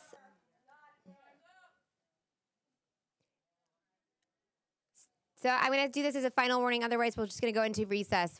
I can handle the time. I do let people finish their sentence. I'm trying to deploy that evenly. It's just the best way to keep this less rowdy. Lots of passion. I'm respectful of both sides. If people are, please keep your comments to the board. I understand that things are being said of all different people that may be found offensive. If we could all just be quiet and listen, I think we can get through tonight. You may proceed. Hi, I'm Joyce Peralta. I moved to Sarasota a year ago from Michigan. My new construction neighborhood of 157 homes is full of families with young children. I asked my new neighbors, why did you move to Sarasota? Most of them are from out of state. They Googled the best school district in the country, and they Googled warm weather and good schools, and they came up with Sarasota. They always mentioned Tatum Ridge Elementary School as an outstanding school, and that's where they wanted their children to go. They didn't pay too much attention to the school board election. These families are busy working, spending time with their children, and settling into a new community. They heard the school board candidates say they wanted to take politics out of schools. That sounded good to them. Bridget Ziegler, Robin Marinelli, and Tim Enos did not campaign on firing Dr. Esplin, a highly rated school superintendent. These parents were too busy to notice these three candidates were personally connected to the Proud Boys and the governor of Florida. They didn't notice the Moms for Liberty group causing chaos on purpose in schools across the country, founded by Bridget Ziegler. They didn't notice Moms for Liberty is supported by Michigan's own Betsy DeVos, whose goal is to destroy public schools and to privatize schools. Is it a coincidence that Broward, Brevard, and Sarasota's highly rated superintendents were all fired or proposed to be fired as soon as new conservative school boards took over? The community demands good, competent public schools, as most families would rather put their hard-earned dollars into college funds rather than private school tuition. The political nature of the board's activities thus far show a complete disrespect for honesty and transparency. Many of us now believe you will not bother to search for the best candidate, as the previous Sarasota board did to attract Dr. Esplin. Instead, it looks like you have a hand-picked political candidate ready as the interim superintendent, as well as the permanent one, or one that will agree to your political agenda. If this board wants to disprove my assertions, they still have a chance to do this. Calm down this disruption in our schools and community. Of course, my first recommendation is to reverse your plans and beg Dr. Esplin to stay. I know of no other school superintendents that have the support of over 90% of the teachers, administrators, and overwhelming support of parents and students. Even if this required a performance bonus contract to encourage Dr. Esplin to stay, this would be the best and most economical choice for the board to make at this point. If your political plans cannot accept this, option 2 is to engage in a transparent, non-political search for a new superintendent, taking into account the community of teachers, parents, and students, as well as sunshine laws. You, board, have created this school community unrest. It's in your hands to improve it with accountability, transparency, and professionalism. Put our kids first. Thank you very much. I have Curtis Craig, Louise Machinist, and Sally Nista.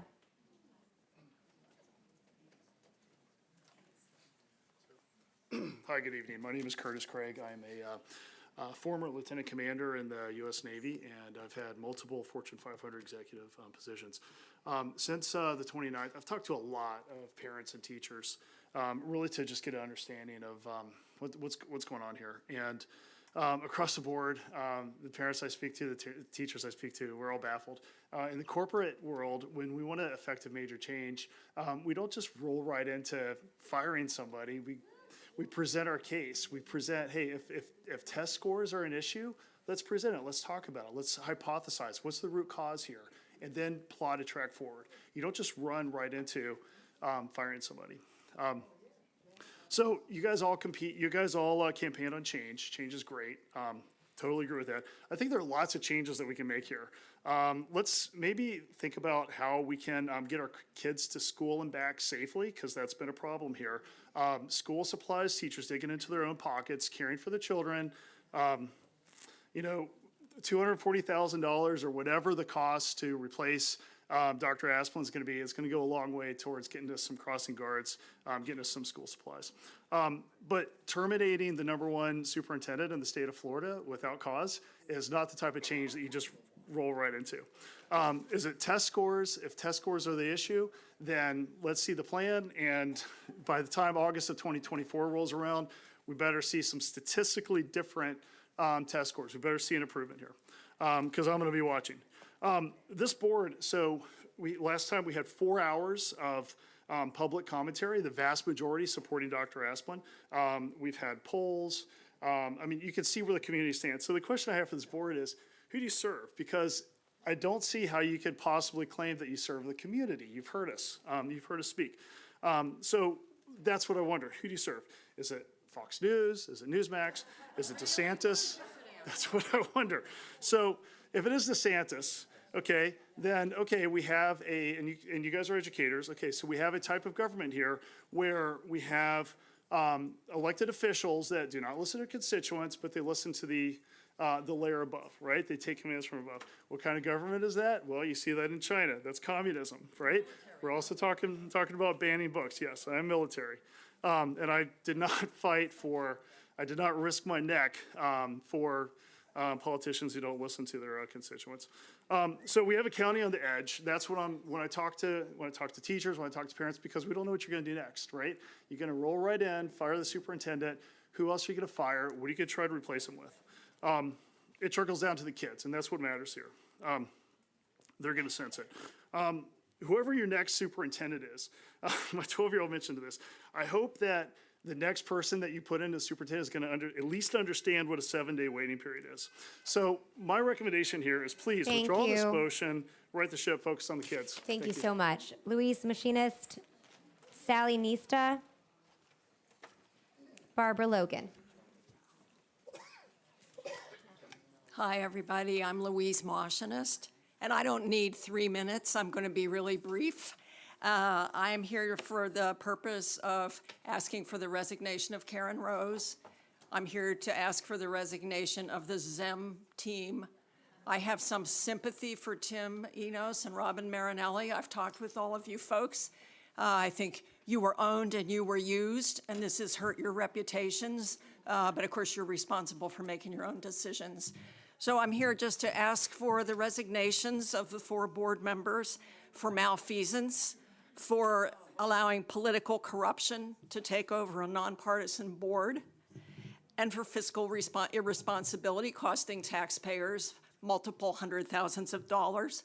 Many of people have already mentioned those things. I'll just add with one question, and I'm definitely not a conspiracy theorist, but I am pretty sure that you already have at least a short list, maybe only one name, of a right-wing extremist Hillsdale College-type educator, probably given to you by Ron DeSantis and Manny Diaz, and I want to know who that is. Thank you very much. Sally Nista, Barbara Logan, Tracy Raleigh. Sally Nista, I support our Constitution. Y'all look really good in red. Barbara's praying for you is working. It's really sad that a group that promotes faith, family, and freedom is seen as bad. What does our country's values come to? Dr. Asplin, I have some advice for you in your next job, not in Sarasota. Follow the law. Be truthful. It will serve you so much better than it did us here with you. It's sad that some of the people here have such low standards for their leaders. Sarasota schools deserve a true, hardcore leader that's going to take us where our kids are going to shine. They're not going to serve the small 5%. They're going to serve all of the students. That's what we need, is a superintendent and a board that's going to look at all kids, not the minorities, not the small little groups, but all of the kids. Tim and Bridget, thank you for standing tall. Thank you very much. Barbara Logan, Tracy Raleigh, Marjorie Peter. Barbara Logan, I live in Osprey, Florida. I'm a former public school Latin teacher and former released union president and former field rep for a teachers union.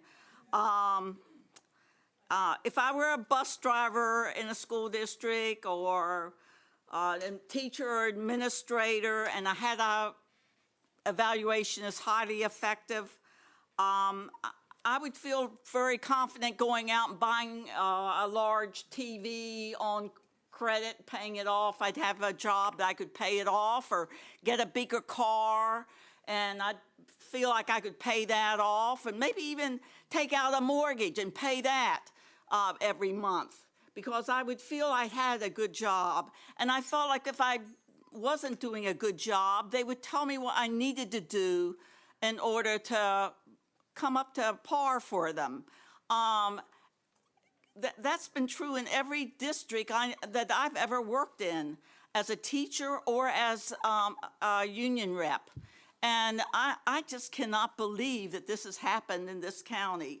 Now, several years ago, when my husband and I came back to Sarasota from retirement, and my husband was a former executive director of the Sarasota Classified Teachers Association.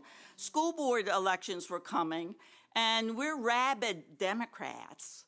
But the union endorsed Karen Rhodes, and so we went in and talked to Barry Dubin and the president and so forth.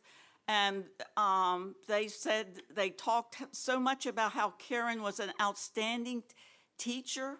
Her students performed top notch. She really reached out to grab the potential of all those, get the potential of all those students. And then when she was a school principal, her staff and her worked together to pull out to bring out the potential of all the students as much as humanly possible. If a staff person got unsatisfactory, she worked with that person and the union to get that staff person up to snuff to perform. And I thought, well, this is a type of person we need in this school system, to bring out the potential in people. And I am just shocked when I came and found out that like that, the superintendent was being dismissed, not even given a chance to work with a new school board. I mean, for no reason at all. And your Miss Potential, Karen Rhodes, bring out the potential in this man. We have a great school district, and we can't afford to let him go. Thank you very much. I have Tracy Raleigh, Marjorie Peter, Sandy Armstrong. Hello, Mrs. Ziegler. Well, 4 of you don't know me. Mrs. Ziegler does. I'm Tracy Raleigh. I live in Northport. I have 1 child left in school. Our children already shine. And that people think that this school board in DeSantis gave us parental rights is almost funny. Oddly enough, I've had parental rights through the 14th Amendment in U.S. Code the entire 27 years I've had children in school. Your dog whistle is nonsense. To test scores, check the NAEP. Not one school in the entire country had higher scores in 2022 than they did in 2019. Mrs. Rose has more complicity in the falling of test scores than Dr. Asplin, just based on time with the district. That said, this is wrong. This being the firing of our superintendent. Keep in mind that I speak based on his political affiliation. I likely never would have voted for him if this had been an elected position, which also made me realize why you want this to be an elected position. No, thank you. But I digress. This is wrong. I lost my spot. 2 of you have voted to remove a man of caliber and integrity, and you don't even know him. I heard the attorney at the last meeting say no laws have been broken, so this all boils down to 1 board member who just can't work with him.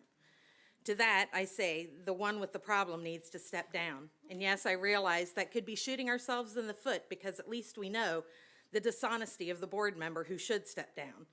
We have a good idea what we'd get for a replacement. Dr. Asplin may be conservative, but at least he's not extremist, which seems to be who's calling the shots.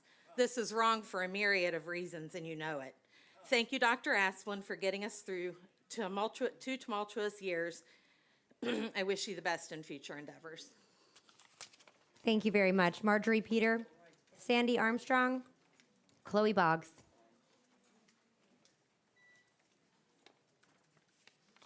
Superintendent, board members, my name is Marjorie Peter, been a resident of the county since '87, and have had 3 children who are products of the county school system. Several times I've used my citizen comment period to encourage people in this room to volunteer for programs like the Science Fair, which I hope will happen in January, and for the campaign to bring kids up to their reading level, which has been supported by the Partisan Foundation. And I hope that will still happen. Because now I wonder, why bother? Have you already made a decision away from the public, away from workshops, to drop programs that you personally don't like? Because if you can make a decision about firing a highly effective superintendent by skirting with potentially violating the Sunshine Law, how can we trust you with other decisions? I don't see any record in which, in a workshop, you discussed gross dissatisfaction with Superintendent Asplin. Why not? Because the 2 new board members had not even been on the board long enough to attend a workshop, let alone work with the superintendent. You have a steep hill to climb to restore trust in the community.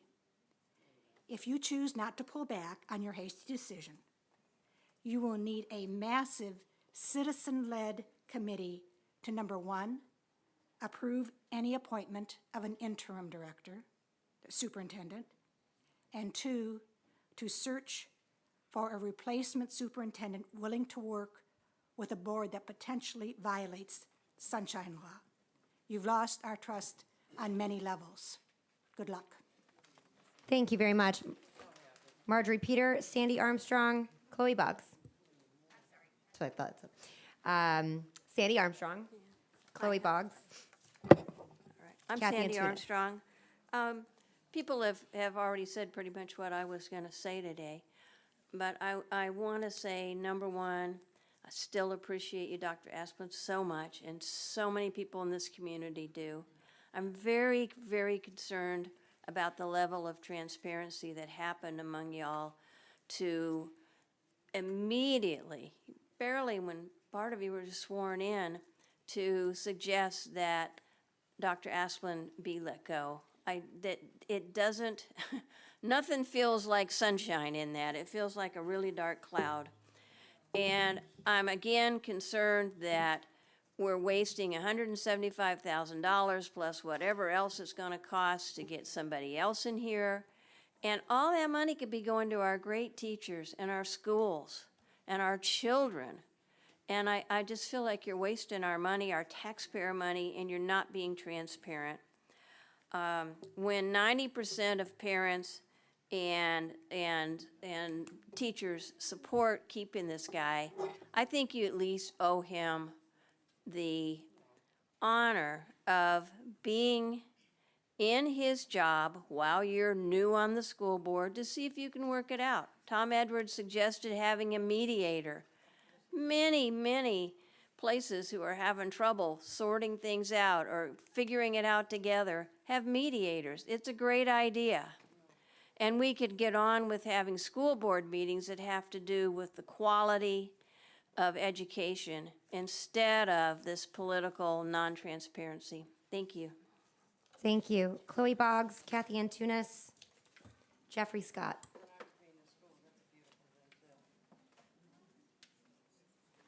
Hello. I'm the president of the youth chapter of Women's Voices of Southwest Florida and a senior at Riverview High School. Over the course of my 4 years attending public school in Sarasota, I've become gradually more aware of the rising political tension imposed by so-called parental rights groups. I have realized that my education is under attack. My teachers are under attack. This is the result of fear-mongering and scare tactics used to force parents into feeling that their children are being indoctrinated or subjected to some new woke way of teaching. Here's the truth. Your kids are not being taught critical race theory by drag queens. But they are having politics shoved down their throats by an increasingly politicized school system.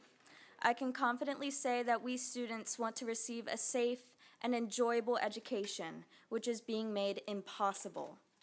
Teachers and administrators are walking on eggshells in fear that they may face punishment for being truthful and fair to their students, perhaps because these concepts oppose the parental rights agenda. Just this past week, I'd witnessed a particularly upsetting incident while walking down the hallway at school. A group of Spanish-speaking students walk in front of me making friendly conversation. To my right, walking beside me, a teacher shakes her head and shouts, "Speak English! Speak English!" My jaw dropped in shock. I could only perceive this as an action of racial prejudice, a message of hate. Questions flooded my mind. Why would the teacher have a problem with the student speaking Spanish? Could my appalled response to the incident be an overreaction? Whether this teacher meant this as a joke or knew these students personally is besides the point. It is quite evident that insensitivity and far-right rhetoric like the comment made by this teacher is fostered by hate and fear-driven political groups, similar to those that have infiltrated our school system. I am scared for our students. I am scared for those who are afraid to be themselves because of the hate flooding our schools. I am scared for the teachers who have to ask for a parent's permission to call students by their chosen name or respect their new pronouns, threatening that student's home life and therefore well-being. I am scared for administrators and loyal school system members who genuinely want to help our schools, but don't want to receive the treatment that Superintendent Brennan Asplin did. The bottom line is that we students are the future. We have a right to an honest, safe, inclusive education. We deserve to be taught real history. We deserve to be respected and accepted in an environment that is preparing us for a successful adulthood. This epidemic of politicizing public education has to stop. On behalf of Women's Voices of Southwest Florida, I ask that you retain Dr. Asplin and prove to us that our voices do matter. Thank you. Ms. Kathy Antunes, Jeffrey Scott, Shannon Clement. Good evening, everyone. I have been really impressed with a lot of input I've heard. I actually agree with a lot of people who've spoken. I moved here, and hats off to our military service member who spoke. I was a military spouse. I moved my children 9 times in 14 years. I didn't do that to be quiet when I see such gross manipulation of what this country stands for and our democracy. There has been no cogent, to use a word of a prior speaker, explanation for this board about taking the livelihood and professionalism of a very talented person and just throwing it away. You have not done your due diligence with this community. Furthermore, the game you're playing is, you know that you wouldn't have had the votes to win had you been transparent. You would not be in those seats if you had been honest with the public about what you were going to do. Integrity and talent are not something to throw away. How you're treating this person is shameful. I did see Mr. Ziegler and Mr. Gruters promote election denial. I saw them promote, and I've documented it again and again, an insurrection. These are the worst people who want to wash their hands and agitate others. And now the pivot was mask mandates and school boards. You had a speaker here calling the support for Mr. Asplin an insurrection. This doesn't resemble any conservative ideal I know. I voted for Republicans many times. The Proud Boys were involved in supporting them, and you know, hats off, you guys won. They worked hard. But after the election, after you were photographed, Bridget Ziegler, with the Proud Boys, you told the media this: the Proud Boys are a menace. They aren't involved in the work, and they played no part in the win. But they attend public events and try to photobomb every photo just to secure attention and headlines. The duplicity has gone too far. You are agitating people and using them, and you are hurting the community, and you are treating a professional person very badly. You have not done your job. He deserves to stay. We deserve to have him stay, and you need to knock it off with how you're playing games with people's service to this country. It is disgusting. Thank you. Jeffrey Scott, Shannon Clement, Michael Weddle. Good evening, school board. In the polarizing times we live, it is reasonable to assume the position of school superintendent may be subject to factors that are political, social, and cultural in context. These societal factors have created unrest amongst various stakeholder groups, which have directly impacted our Sarasota County schools. To date, the public demand for change has intensified scrutiny and criticism of the position of school superintendent. Taking the high road, as Superintendent Dr. Asplin has done, is the right course of action, and I wish him success as a highly regarded and experienced school superintendent.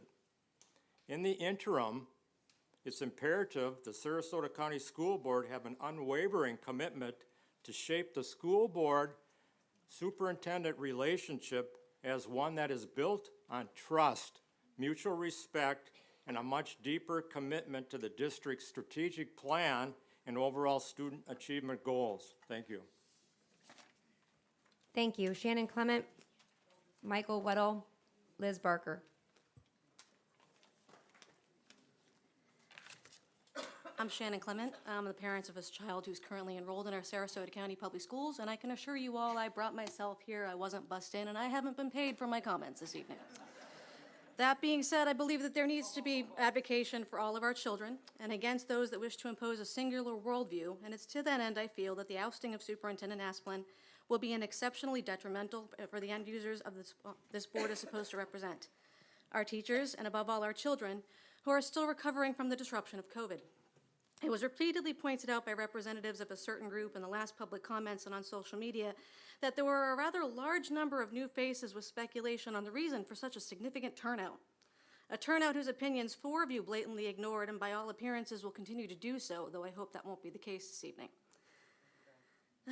And that was through your own confessions of outreach you had all received prior to last meeting. It was also pointed out that, quote unquote, the public had spoken at the ballot box.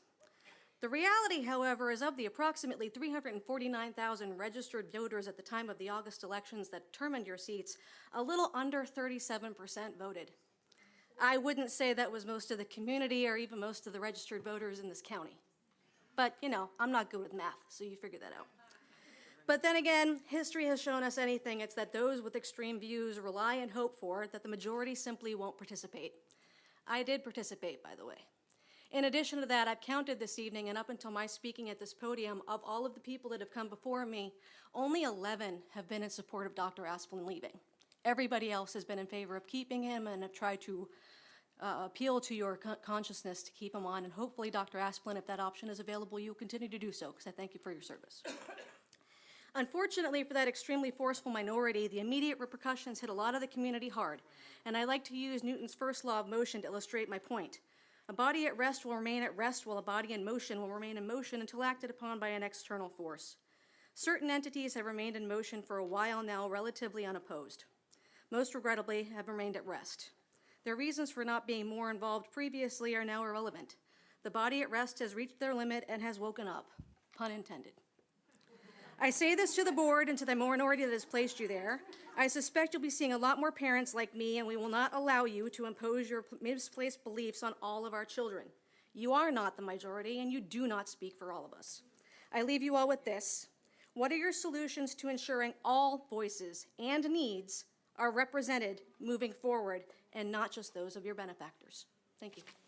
Thank you. Michael Weddle, Liz Barker, and Randy Thies. Hi. Thank you to the school board. I'm Mike Weddle. I live in Venice. I volunteer in the schools. This is my second board meeting. The last time I was here, I spoke in support of Dr. Asplin. I'm not going to repeat myself tonight. I'm really here because I read the editorial board's advice offering to the school board in today's paper, suggesting the Herald Tribune, it's the Sarasota Herald Tribune, offering the school board a path forward through this based on accountability and based on transparency.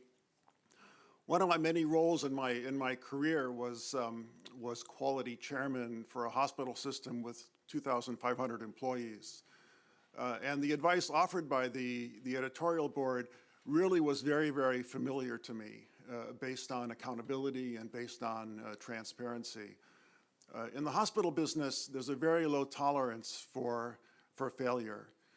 And my concern is that the school board, maybe the new members that are more inexperienced, may not understand what such public failure this early in your tenure may mean going forward.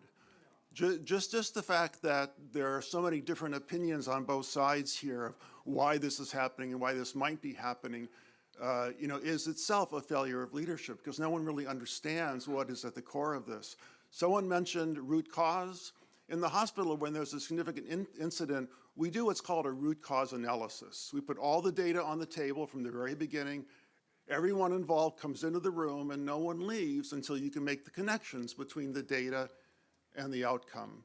And that's really what the editorial board in the Herald Tribune was recommending this morning, to put the facts on the table. You're public officials, you're elected. Don't wait for the paper to get a hold of your emails and texts. Put them out there, let people see. Connect the dots so that we know going forward what went into this, and so candidates will know who you're looking for, because candidates aren't going to know until that is really understood. Okay, thank you very much. Thank you very much. Liz Barker, Randy Thies, Sarah Parker. Members of the school board, my name is Liz Barker.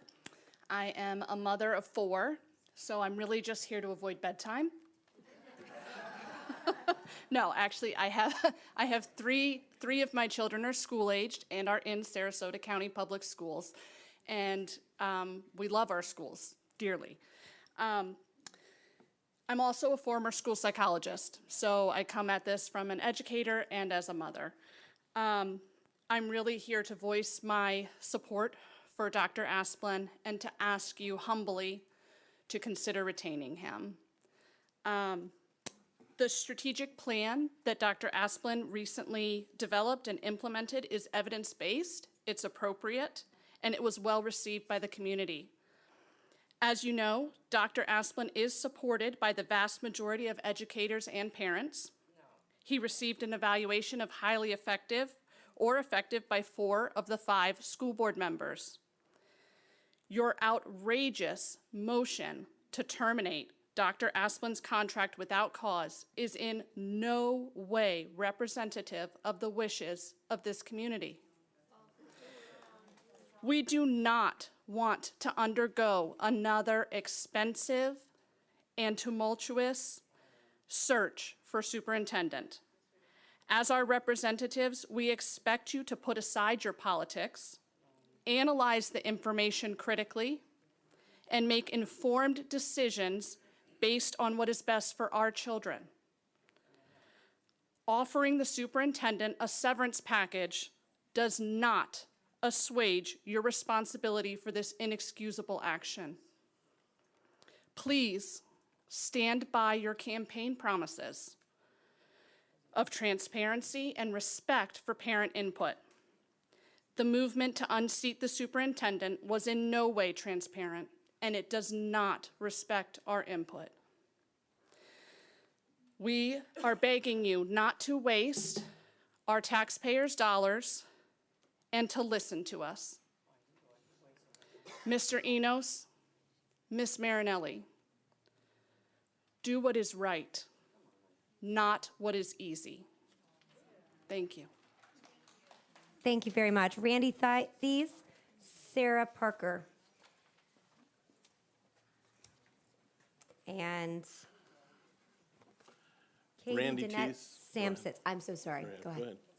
I'm just going to call the last speaker, Katie Danette Samitz. Go ahead.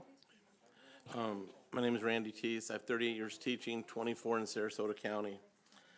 Dear School Board, please reconsider your vote on Dr. Asplin leaving.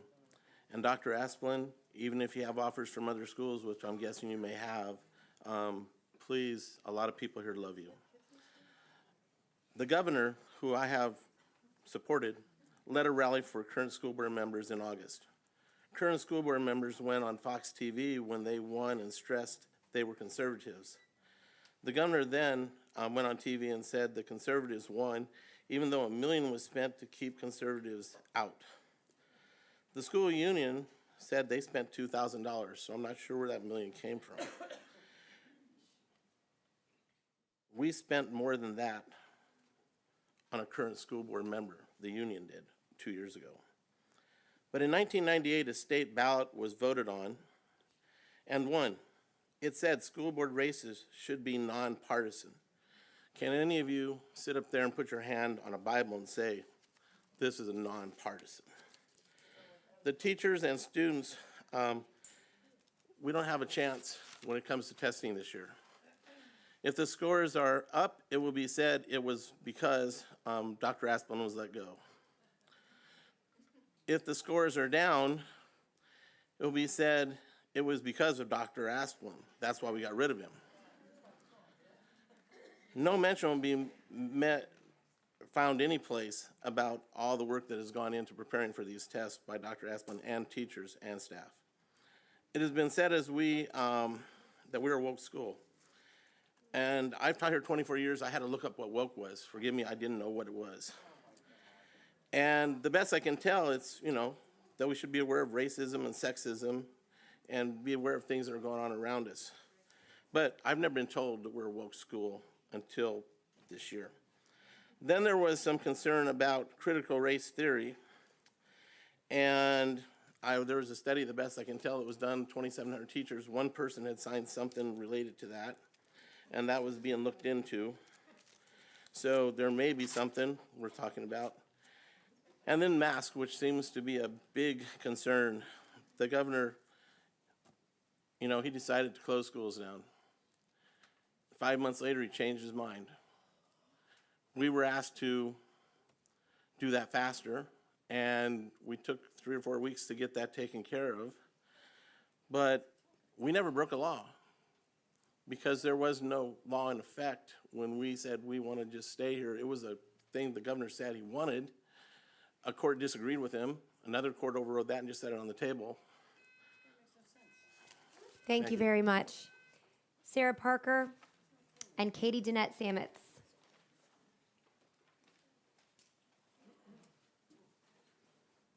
Hi, my name is Sarah Parker, and I'm the president of Women's Voices Southwest Florida, and I'm also on the leadership board of the spooky, infamous BLM.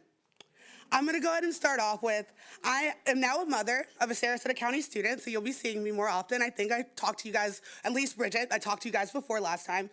And I've worked with both sides of this community during the hurricane and other initiatives. So I will say that our group is not pandered.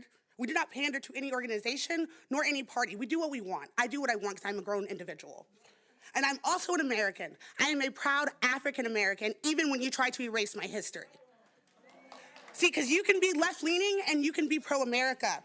It is un-American to call people not American based on their own family views and values, because I don't want my family views and values shoved down your throat. We should be able to meet in the middle with that. What I want for my America, and what I want, since my ancestors have been fighting in America since the 1600s, is for equity and equality. That doesn't seem like a hard ask, definitely since we've been doing it for so long. I'm here to stand in solidarity with my youth chapter. I had my youth chapter vice president call me from her school when they took place when there was a teacher yelling at students to speak English. These are real problems that you guys should be focusing on. Also, everybody keeps bringing up reading levels. Now, I'm not very clear on what the reading levels are. To be completely honest, my kid's in pre-K. But I'm gonna say this, if you all cared so much about reading levels, why was there not a special meeting for that? Why was there no motion for reading levels? Your first move was to fire a major employee. How does that help reading levels? I'm totally just trying to understand. And like I tell my organization, this is some advice I'm gonna give you guys. Be solution-driven, don't be problem-driven. And that's what you're doing right now by trying to fire Dr. Asplin. Again, there are real issues. I live in downtown. I live in the hood. And in the hood, there are children walking home at night from the bus because y'all don't have enough bus drivers.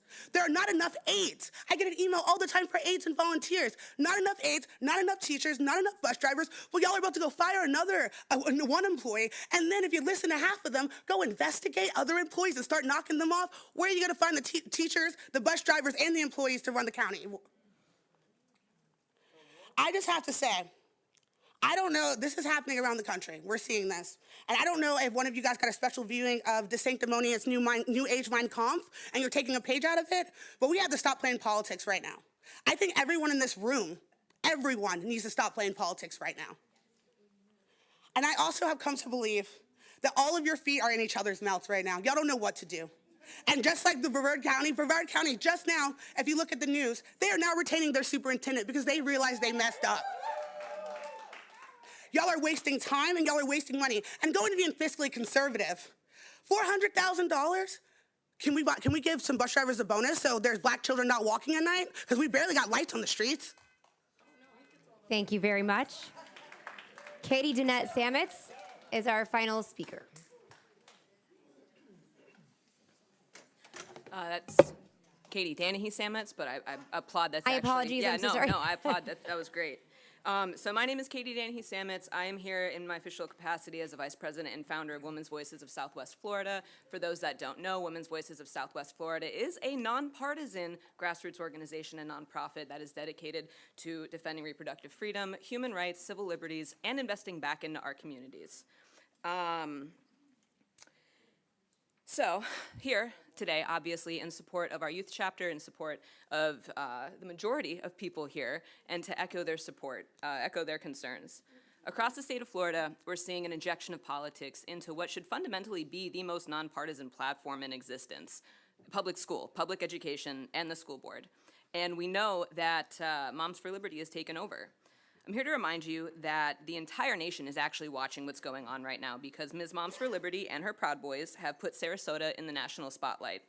Moms for Liberty says that what's right for one parent isn't right for every parent. Y'all said that we do not co-parent with the government, so you took over 150 school boards and immediately moved to terminate every woke superintendent in America at the same time. We see you. We see you, okay? You don't want to co-parent with the government, but you're working to force every other parent to co-parent to your conservative values because that is your version of freedom. That's your idea of freedom. I hate that I have to say this. It's 2022. This is America. Joe Biden won the election. Everything you're doing belongs in 1930s Germany. And you would know that if you weren't working to remove that from the curriculum as well.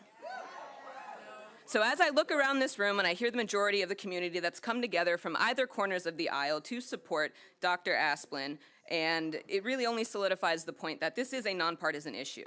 And as I've sat here at my first Sarasota County school board meeting, I've heard a lot of both sides. I've heard students, parents, teachers, and allies from all political affiliations coming together and organizing in defense of Dr. Asplin. And I've heard political posturing, red meat trigger words like groomers, fake news, and pornography, which, by the way, I would love some of those titles to those books that were referenced. And I hear one side more than others speak over speakers as they're trying to speak. It really seems like there's a group running this meeting and not the chair. The red meat is meant to scare people into submission, and I don't know how else to say this, but we will not submit. We will not submit. We might not, this is a good one. You might not want to offer transparency, but we see right through you. And by the way, all of this is why Gen Z, millennials, we don't want to have kids, because this nonsense right here. Okay, the future deserves better than what we're getting. It's really nice to meet you. You're going to get real tired of us, but we're not going anywhere. Love you, bye. Thank you. That concludes public comment. We are going to take a 10-minute recess.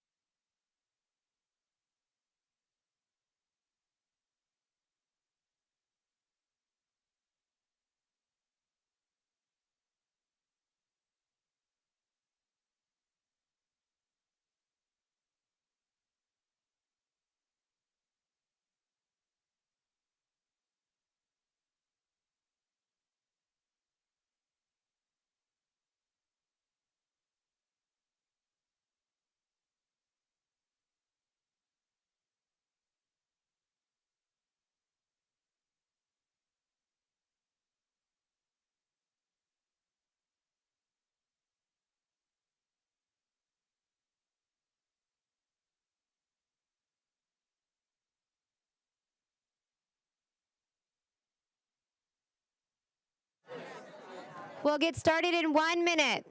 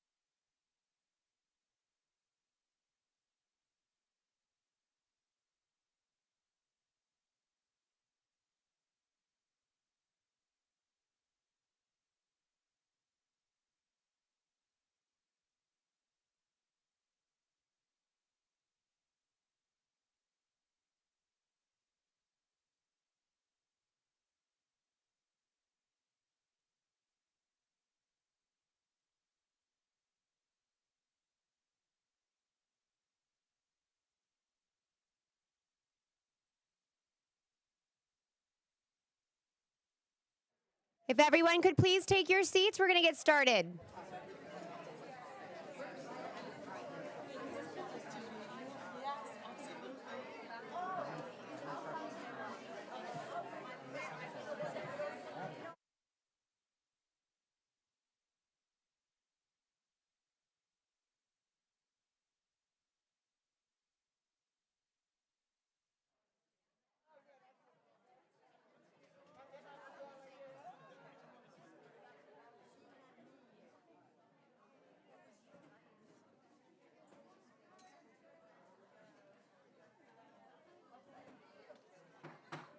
Ladies and gentlemen, can you please take your seats so we can get started?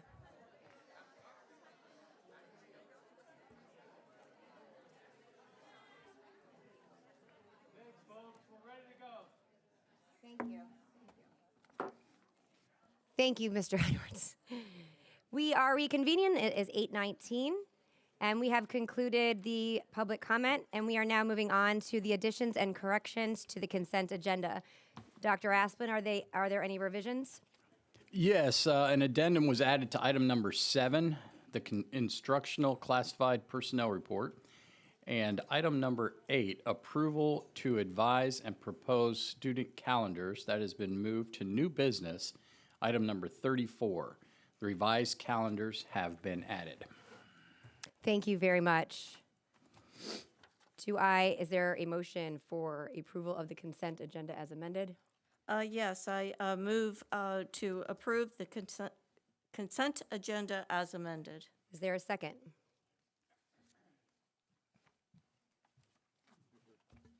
Second. I have a motion and a second. Are there any comments by board members?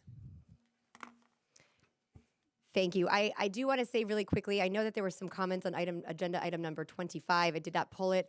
I did have a conversation with our chief operating officer because I think there were some questions about the contracts coming forward and being extended. Just for clarification, if it's okay, Dr. Asplin, that Mr. Dumas come up and just clarify the extension purpose. Sure. Mr. Dumas? Yes, Mr. Dumas. Thank you so much.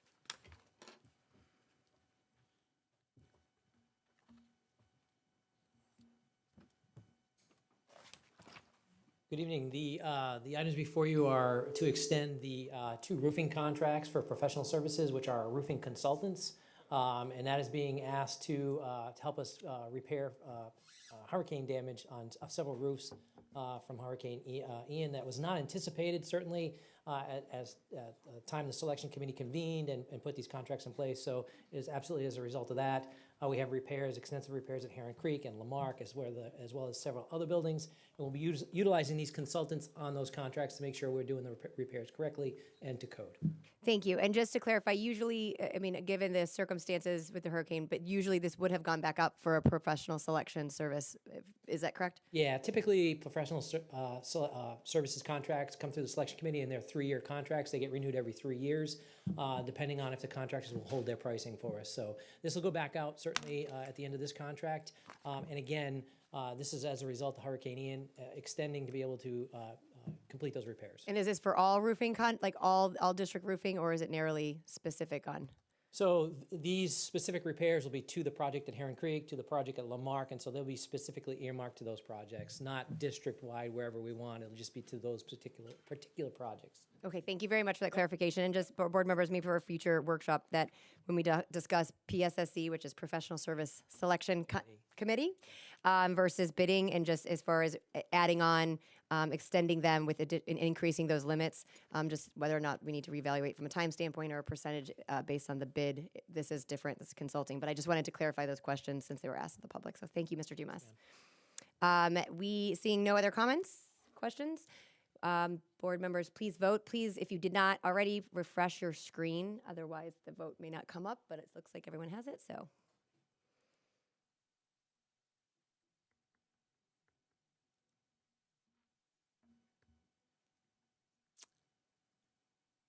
I can barely see that, but It's very tiny. looks like one is waiting.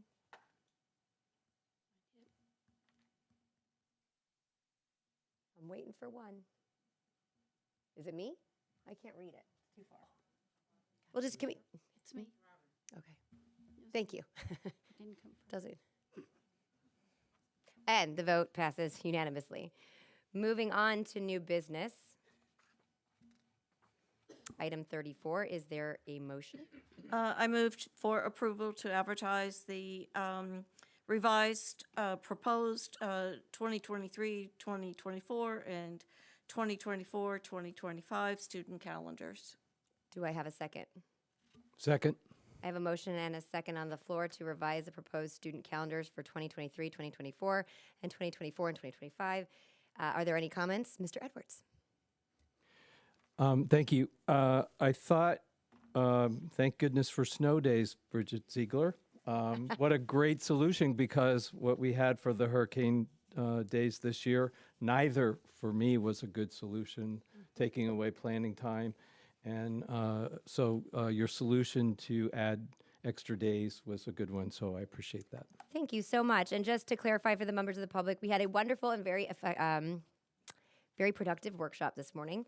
And one of the discussions were to add on additional items or just to highlight the last 2 weeks of the proposed calendar. In the event we have to add on more days, God forbid we have a hurricane. That way, for travel plans, it's not the hard decision that we have to make mid-year. We hope that we don't have to, but I would say travel plans accordingly in the event we need to. So seeing that there are any comments, please vote on the motion before you.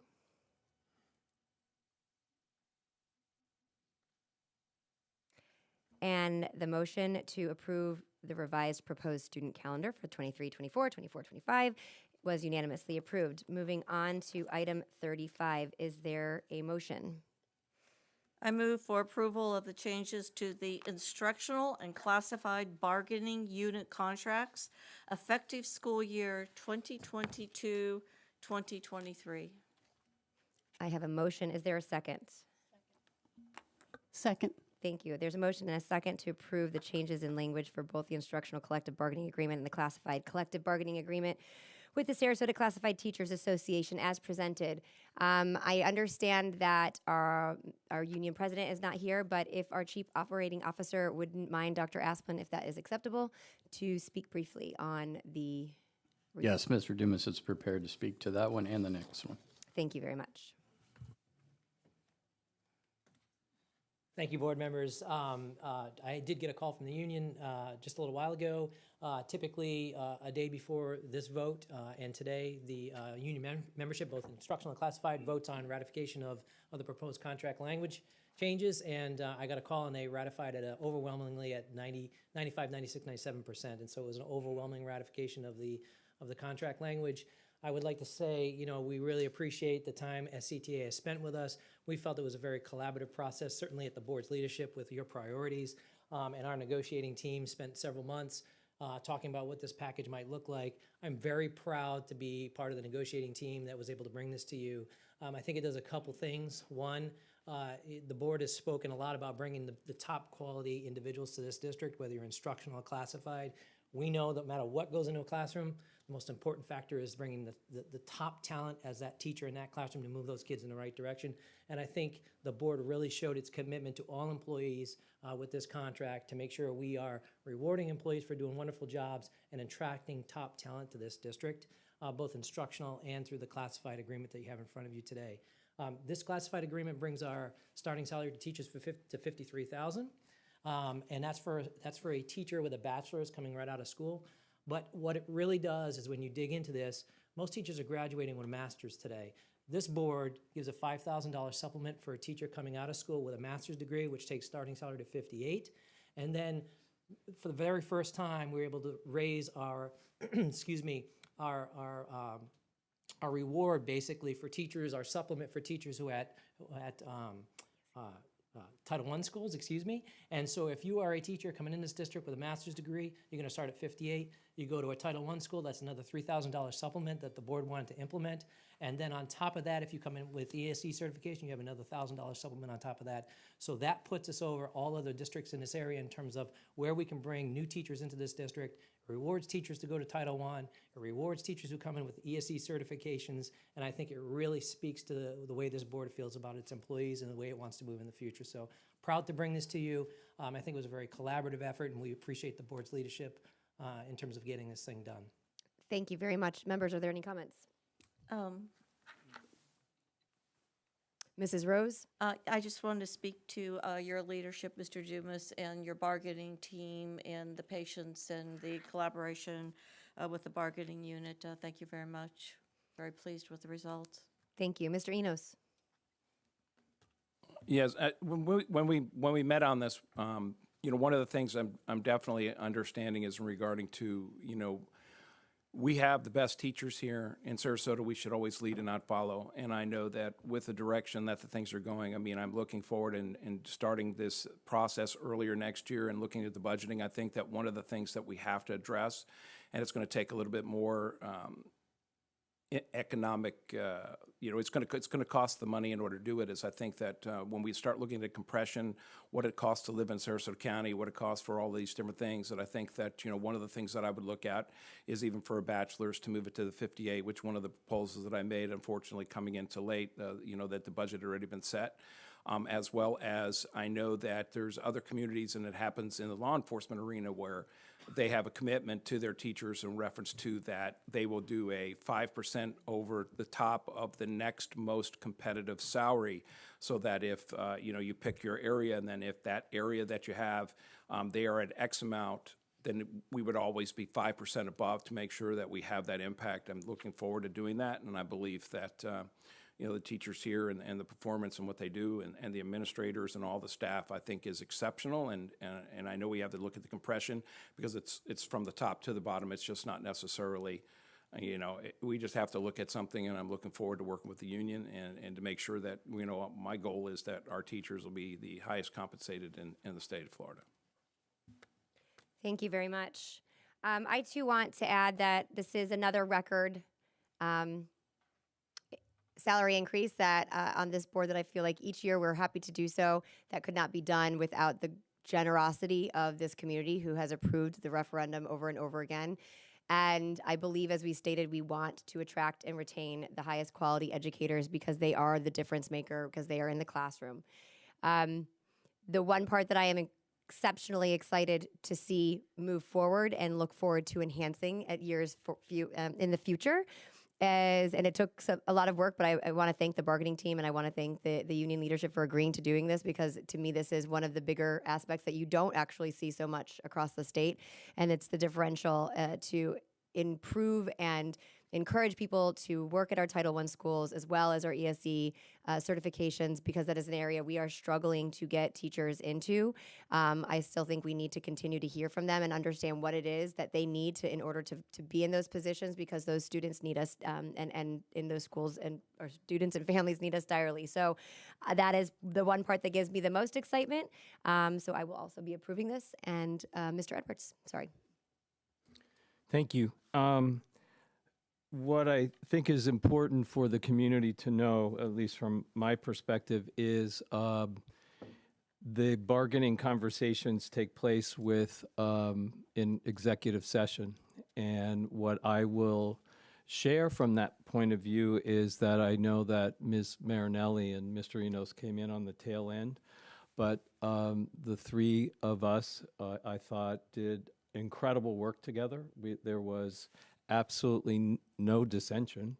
And the common bond, which we found and worked well together, was what's in the best interest of our employees and therefore our students. And I just want to bring that to everyone's attention, because when we stay on those terms, we do good work. Thank you very much. Seeing no additional comments, please vote.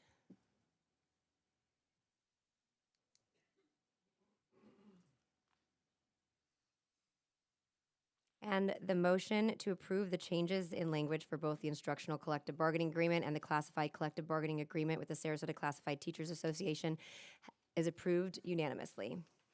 Moving on to item number 36, is there a motion? A motion for approval of the 2022-2023 salary schedules for the bargaining unit, non-bargaining unit, and temporary substitutes.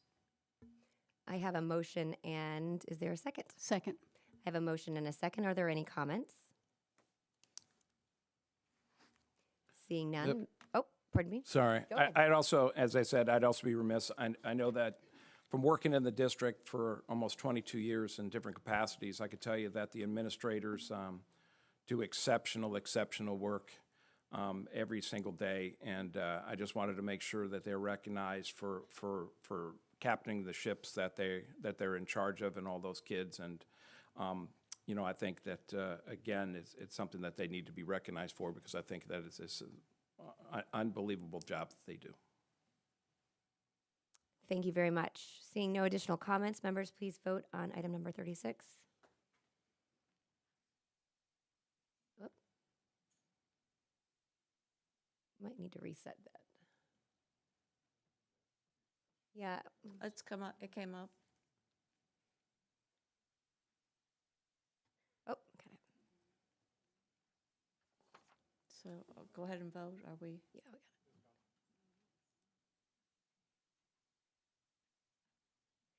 And the motion to approve, excuse me, I turned my page. The motion to approve the salary allocations as presented was passed unanimously. Moving on to item number 37, is there a motion? Motion for approval of the draft of the 2022-2023 student progression plan. I have a motion. Is there a second? Second. I have a motion and a second. Are there any comments? Seeing none, members, please vote on the motion ahead of you.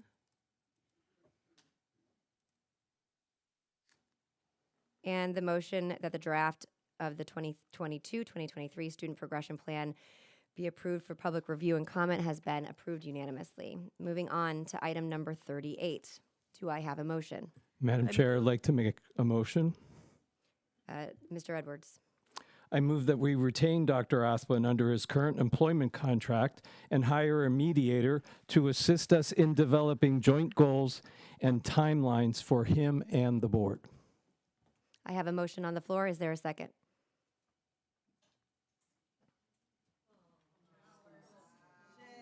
I have a motion on the floor. Is there a second? Seeing no second, the motion does not continue. Is there a motion moving forward on 38? I would like to move to accept the separation agreement of Superintendent Dr. Brennan Asplin III and Mary Ellen Asplin as presented. I have a motion to accept the separation agreement of Superintendent Dr. Asplin and Mrs. Asplin as presented. Is there a second?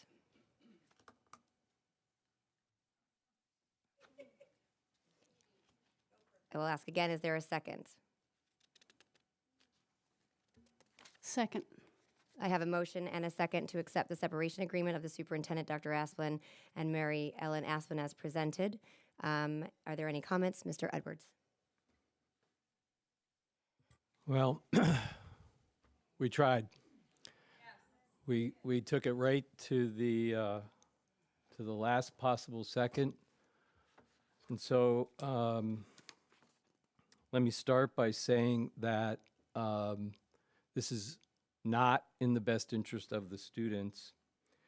And why that is that if anyone was watching the workshop today, when we talked about the first progress monitoring, and we made reference to the reading programs, we made reference to the PLCs, it was painful for me not to be able to reference Dr. Asplin and the good work that he has in place, that he's put in place for our students. And that's the part that is the worst part for me. Secondly, I'd like to, just on a personal note, thank Dr. Asplin, not just for me, but for the community.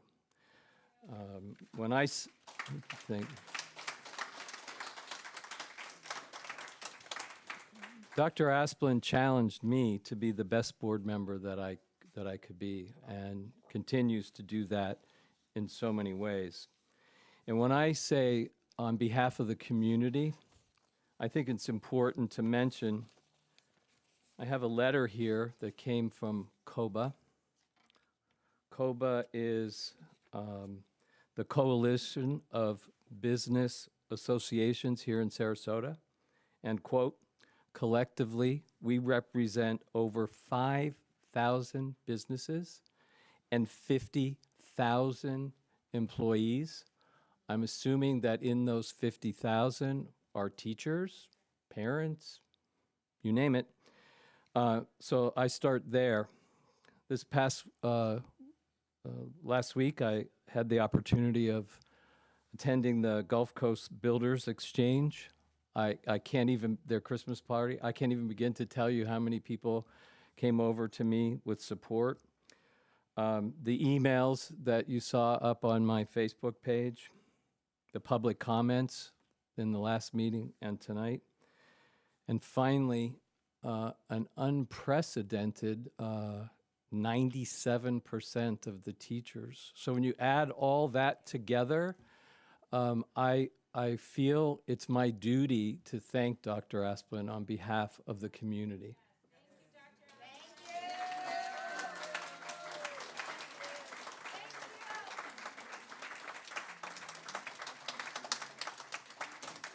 I will not be supporting this motion.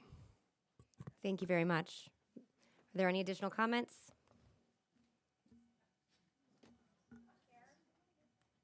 Well, then I will go.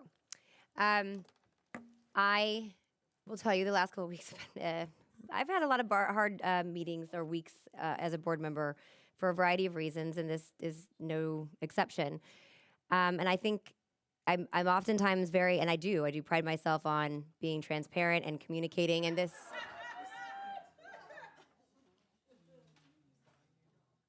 But I take this very seriously, and also needed to take a step back and reflect.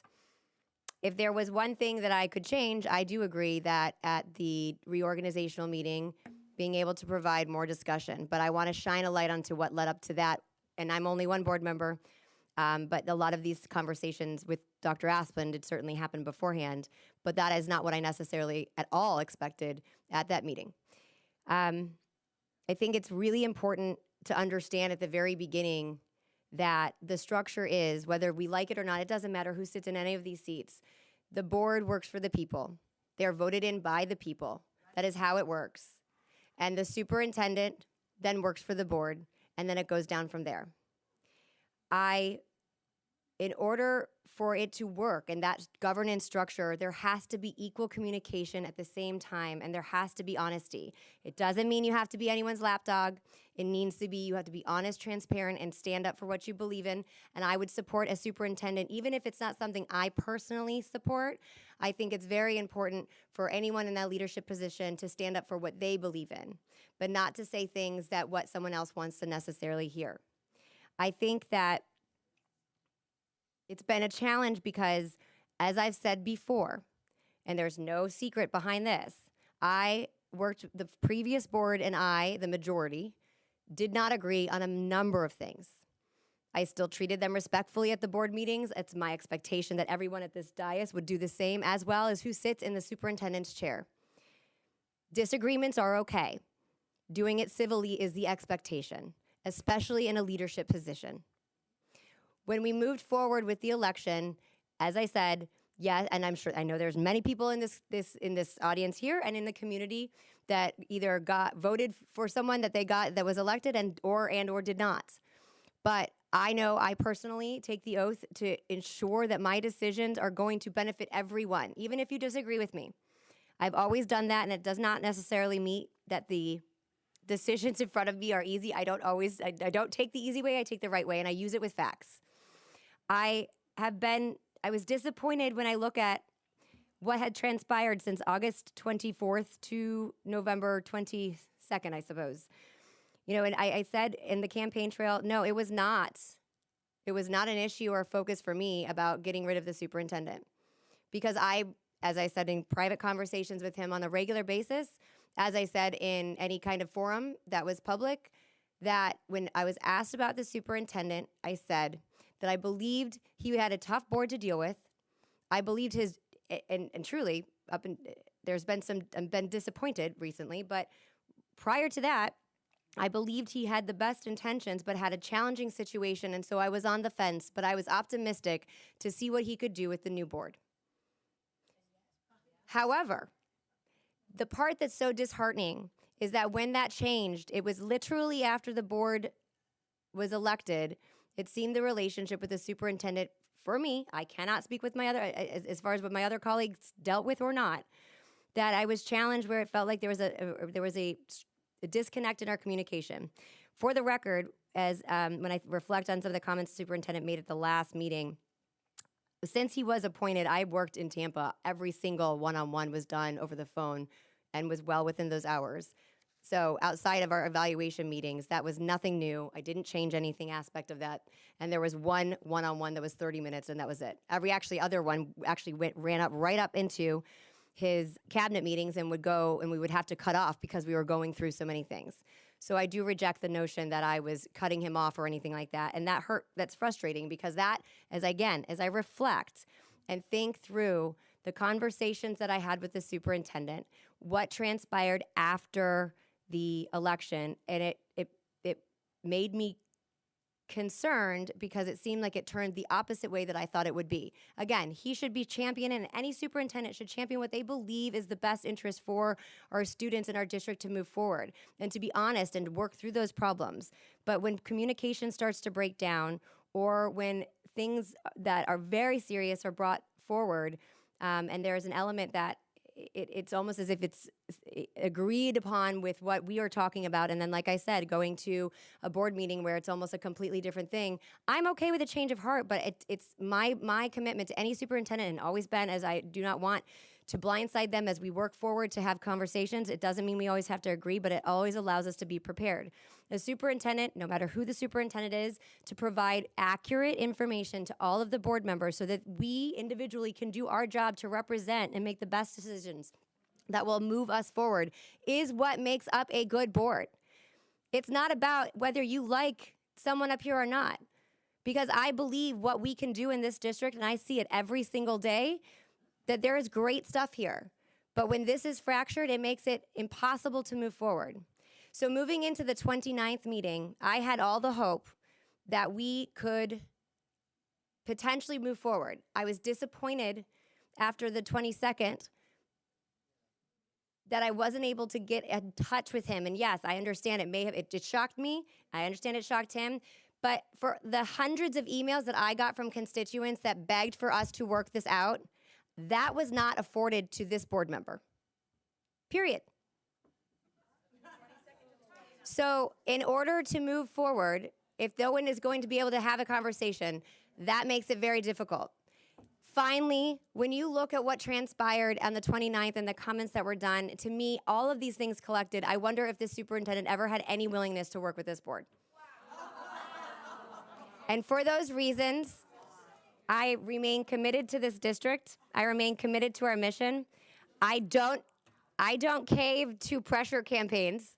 I cave to I go focus and I focus on what is right for our students and our community. And it's because you haven't, I understand that you have only one element that you see. I'm trying with due respect, because this is a professional position and I'm not going around to disparage. If there's one thing I wish I could have done more, is to shine a light more frequently about our disagreements. But I've gone down that path before with the superintendent, and I did have hope that this would work out. But what was illustrated with no doubt on the 29th from the superintendent to members of this board made it very clear that there is no path forward for us to work. And for those reasons, I will be supporting this motion. Mrs. Marinelli. Excuse me, I have a somewhat different take on this. I honestly did not know what I was going to vote. I was leaning towards voting to retain. And the reason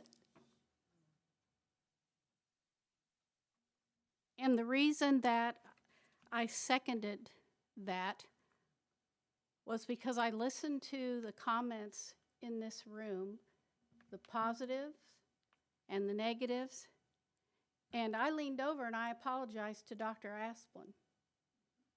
And I also want to apologize to staff that they have to hear the things that are being said about them. And I feel like that the relationship is broken. And that is why, for dignity, that I put the second to accept the separation agreement. And that is exactly how I feel. I'm talking from my heart. And it is certainly not the way I envisioned. This is my first actual school board meeting. And this is not the way I envisioned that it would go. So that is why I accept it. And I do apologize, Dr. Asplin, and I think it's very hard to listen to things that are being said about you, about board members, and about our staff. Thank you. Thank you. Are there any more comments? Dr. Asplin. Thank you. I didn't expect to say anything again, but I feel like I need to. Ms. Ziegler, I understand if you felt like there was communication breakdown after the election. I was unaware of that. If you felt that way, I wish you would have told me that. But I did not know that. I did not at all. But here's what I do know. What I do know is that on the 22nd, after everybody has been sworn in, 7 minutes later, you're voting to terminate me. And so, of course, I'm human. That was shocking. I had no clue. I didn't know what to do. I obviously left. Yes, I don't know what it was. Half an hour later, you called me and left me a message. But frankly, I did not feel like talking to anybody at that point in time. I just did not. And then that night or that very next morning, when council called me and Mr. Duggan said, board members have asked me to give you a call. It wasn't him making it up. He had board members, I don't know who it was, that called him and said, hey, we'd like to work out a separation agreement and not deal with the firestorm meeting on the next one, the 29th. And by the way, it'd probably be a good idea for you to get your attorney. So I did that. That was the next day. So I went in and saw my attorney to try and see what in the world we're going to do here. And at that time, guess what my attorney told me? You're now not going to be talking to the board because it's the attorneys who are talking to each other. That was not me not communicating with you. So then, after a couple of days, I did call And I left you a message and I said, if it's an emergency or something about the workings of the school system, you know, we could talk about that. If it's anything else, I can't talk, or we'll have to talk on Monday or whatever it was. And then that next week, I know there were different folks who were calling me about that you had talked to them, and they were now calling me, and it wasn't even my attorney. So I didn't know what to do with that, you know, and I had past superintendents talking to me. Oh, I talked to Bridget. She said, da, da, da. What do you think about this? I'm like, I'm not talking to you. I have talked. So that is all messed up. Then on the 29th, I did not plan on saying much. But when you sit here and you listen to all the information coming from the 4 people who didn't hesitate to not once but twice terminate you, I had to respond. And yes, I did make sure everybody heard what I had to say. Let's just say that, because it was just wrong in my sense. And so, but I do want to tell you this. I'm gonna read something, because I know I'm not going to be here. I'm not going to be here. I know that. But I want to make sure that, and I have to again say this. Yes. Yes, sir. Thank you.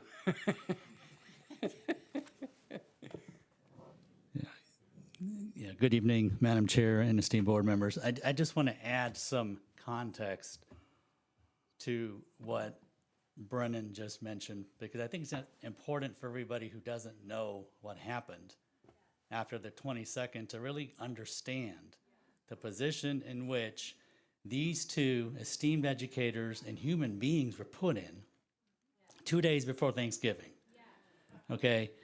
For people who claim to believe in family values, hanging them out on a motion to terminate 2 days before Thanksgiving doesn't speak well to that cause. Okay? So, it's true. Brennan called me. I remember exactly where it was on the eve of Thanksgiving, Wednesday in St. Petersburg. It was after 9 o'clock at night, and I get a call. Point of order. I'm sorry. Because of these proceedings, we have a motion on the floor. I appreciate that. This is very serious, but this is not the appropriate time. Well, no, okay, so let me just give... And I second that point of order. I'll just give quick context. I respect you, and I understand.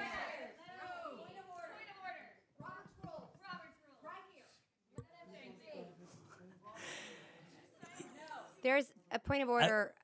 We are here. We have a motion on a second. Let me just I allowed Dr. Aspen. No, pardon me. I allowed Dr. Aspen to speak. 10 seconds. I thought this was a legal counsel component, not a speech, and I don't think that's appropriate. So I will give you the legal counsel component now.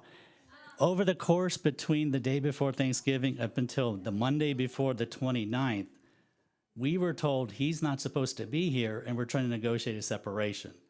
Okay, so you have to give this context to understand when he showed up at that meeting, and the first time being faced with comments that he had never heard heretofore the 29th, that his reaction to that was justified to some degree. Okay, thank you, sir. Your opinion was really, you're providing legal counsel. counsel. If I can finish what I was going to say. Thank you. So I know, like I said, I need to bring this to your attention as our Sarasota citizens. I'm speaking to everybody on TV, everybody that's watching this. Some of the social media posts that I have seen recently and were sent to me, I believe that everyone in our district should hear regarding the political tactics impacting education, not only in our county, but statewide. This is about politics, people. There has been much celebratory social media chatter over the last weeks, including one from one of our state representatives, Randy Fine. Yeah, Randy Fine. And here it is, and it's a picture of me and a picture of another superintendent and a picture of Governor DeSantis. And State Representative Fine says, "The whacking of our superintendent is making national news, and we are just getting started." So that's pretty political. He then followed that with another post regarding my wife, who is a respected veteran educator of 34 years with stellar qualifications. Someone shared the information that my wife was required to resign as well. And so again, State Representative Fine, who is in Tallahassee or wherever he is, but not in Sarasota, felt like he had to put out there, sounds like that will just make the whacking even sweeter. A twofer. That's real nice. So before my wife and I go, because she's been asked to resign as well, which she's an employee of the district regardless of me, but she's been asked to resign. She can do her own thing, but she's in this with me. But before we go, I want to clear a lot of things that we heard today are just not true. And I could go through every single one of them and refute them. And if you want to look at maybe you should, over the last 2 years, look at the workshops and the school board meetings. That might clear a lot of this up for folks. But one of the items was being accused of nepotism, which is a false accusation. When I came on board, which a lot of people don't know this, when I came on board, I reviewed the nepotism policy with the school board attorney who was here at that time. And I sat down to ensure that we were in full compliance, or else she wouldn't have applied. So everything we did was of the utmost integrity, and we were allowed to do that. She's an excellent educator who served this district with dedication and passion and does not deserve this disparagement. I can tell you that right now, but did nothing wrong, nothing. Additionally, there was another post that I have two questions about, actually, since we're talking about this. This is regarding a social media post by none other than Christian Ziegler, a local public figure here in Sarasota, who I believe is our chairperson's spouse. And Christian Ziegler posted, now it's on to our weekly game of winners and losers. Winners, honorable mention, Bridget McGrath of Ziegler, the Sarasota County School Board Chair and Moms for Liberty co-founder, can soon claim the scalp of the Sarasota County Superintendent Brennan Asplin, as the school board and Asplin are negotiating a resignation package following last month's election results. That election gave conservatives a 4-1 majority on the school board, a shift from the prior 3-2 majority enjoyed by Democrats. And although Asplin has described himself as a conservative, which I am, conservative Republican, the move to push out incumbent superintendents follows a playbook pushed by Moms for Liberty, which has sought more involvement by conservatives in school board elections. These are not my words. These are Christian Ziegler's words. So I have two questions. First question is, as the school board chair, Ms. Ziegler, referenced in this post, do you feel that statements with violent vitriol like "you will be claiming my scalp" are in keeping with our school district vision of civility and position on bullying? And second, my second question is, as the proud co-founder of Moms for Liberty, can you please share with the community what the playbook is and where we may find a copy so that we can all understand clearly and transparently? I would appreciate that. So I don't know if you want to answer that. Happy to. But I think you're not going to. Oh, no, I'm happy to. Okay, perfect. First of all, I speak for myself. My husband can answer those questions separately. Okay. Secondly, I find this is a perfect demonstration of your inability to own the transparency pieces. Because when you go to, and I'm done after this, we need to move forward, because this is not productive for anyone. But when you go to, excuse me.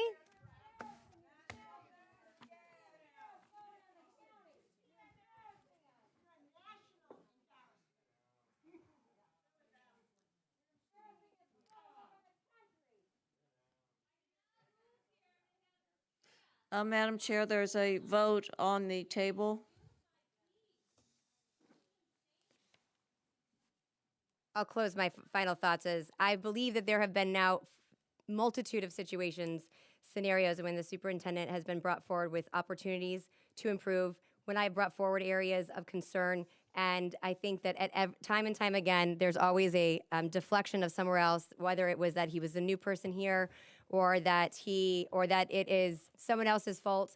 At the end of the day, stability is very important. I am looking forward to a brighter tomorrow for Sarasota County Schools. We have a motion and a second on the floor.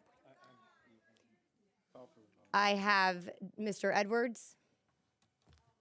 Thank you, Madam Chair. We have a lot to get through tonight, so I appreciate the passion. It's just me speaking to the folks out there. So before I get to my comment, I have to honestly say that what at this juncture, when I've been attacked as an elected official, and people come up to the podium and they say things to you like groomer, like pedophile, and it comes and goes. Dr. Asplund has sat here in a very public humiliation that is kind of like being on trial, and he absolutely deserves more dignity and more compassion and more care.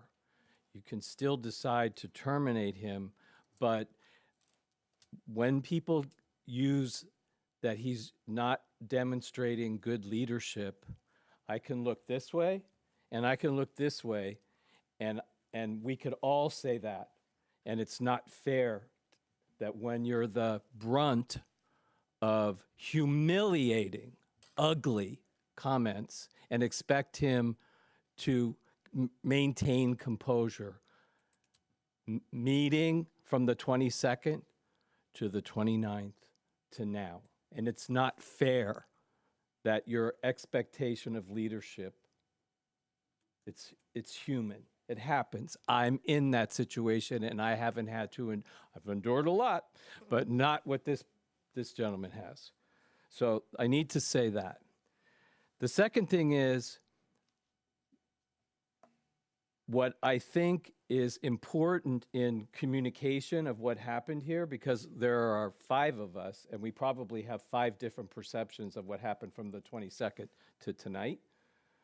But I will tell you that I got a phone call on the 23rd and was asked if I was interested as a board member in having negotiations for Dr. Asplund so that we could avoid that meeting that Dr. Asplund references. And I said, absolutely not. I'm not interested in that. And the next thing I know, there's emails coming that the negotiation is going on. And as I said publicly before, we didn't give the board chair that authority. So here is this superintendent who goes from the 22nd. I was flabbergasted on the 22nd. I wasn't being terminated. He was. Can you imagine how he felt? 2 days, 3 days before Thanksgiving, from a board member who says, my relationship is unworkable, and it's 7 minutes? How do you expect someone to respond? And then the very next day, he's being told, we want to negotiate out. And so then the negotiation stopped. They just went cold. If I'm him, they just went cold. Why? I don't know. I don't know what his attorney said. I don't know what those attorneys said. And so, again, it's this constant, and my heart is breaking because it's painful that we put him in this situation needlessly when we could have done what we said, which was give the guy a chance. And so the last thing I'm going to say is, because we have another big agenda item to get through, the trust is broken all the way around. I said that today in the workshop. It's real hard for me to trust because it was 7 minutes. And I'm being honest with you. I'm just telling you my personal feeling. it was 7 minutes, and boom, 4 board members, next thing you know. So we have to, and that's why I said what I said about the negotiations for the bargaining. When this board focuses solely, which is where we have to go next, on what's in the best interest of our students and our employees, we can get there. But bear in mind, I can appreciate you don't trust me any more than I trust you. So it's real important that we find that common ground in the next agenda item. Thank you, Mr. Edwards. I have a motion and a second. Are there any additional comments? Seeing none, I will take a voice vote. I will start with Mrs. Marinelli. Do you want me to restate? Sorry?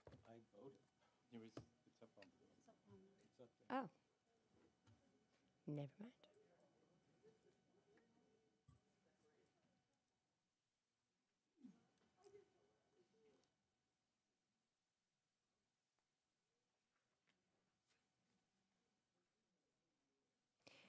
And the motion passes 4-1 to accept the separation agreement of Superintendent Dr. Brennan Asplin III and Mary Ellen Asplin as presented. Madam Chair, you probably won't. I know you probably don't want me to do this, but I have one page I just want to read to the employees. It's a good letter, if I could, and then I'll leave. You have the floor. Thank you. I just wanted to read this, share some final thoughts here before I go. As a lifelong educator dedicated to providing every student with the best possible instructional opportunity, the last 3 weeks have been grueling and unexpected challenge. Neither nor my wife, nor my wife, Mary Ellen Asplin, who I want to make sure is clear, is also a highly effective, passionate career educator, never anticipated this tumultuous situation as punctuation marks on our servant leadership. It was unquestionably never what we moved to Sarasota to accomplish. We faithfully intended to continue the work of moving our district forward. But sometimes life waylays our best intended plans, whether it is stabilizing a district in crisis, pivoting for an unprecedented global pandemic, being caught in the crosshairs of national political unrest, weathering and recovering from hurricanes, or enduring emotional proceedings such as this. So I reiterate what I have consistently said as I served as your leader. We must stay the course, focus on the goals, block out the noise and the false narratives, hold fast to the vision, and continue working as one for the success of all. My earnest gratitude, respect, and praise go to our exceptional teachers and our devoted administrators, dedicated staff, our supportive parents and community, but mostly to our students of Sarasota County Schools. Students, hear this. You are the future. You will do great things, and you will soar. Be the good in this world. It has been an honor to serve as your superintendent. I have and always will remain an advocate for strong, fair, and innovative public education.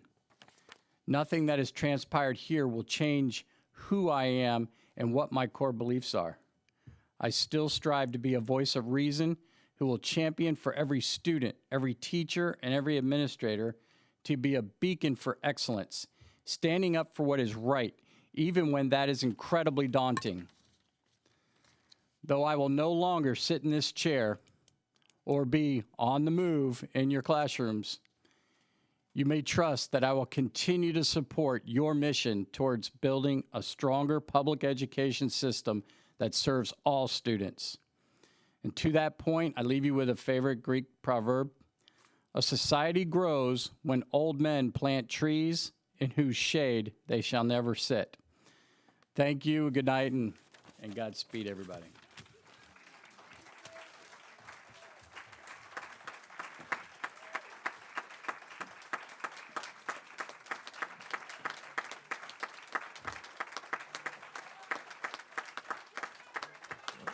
We will take a 5-minute recess.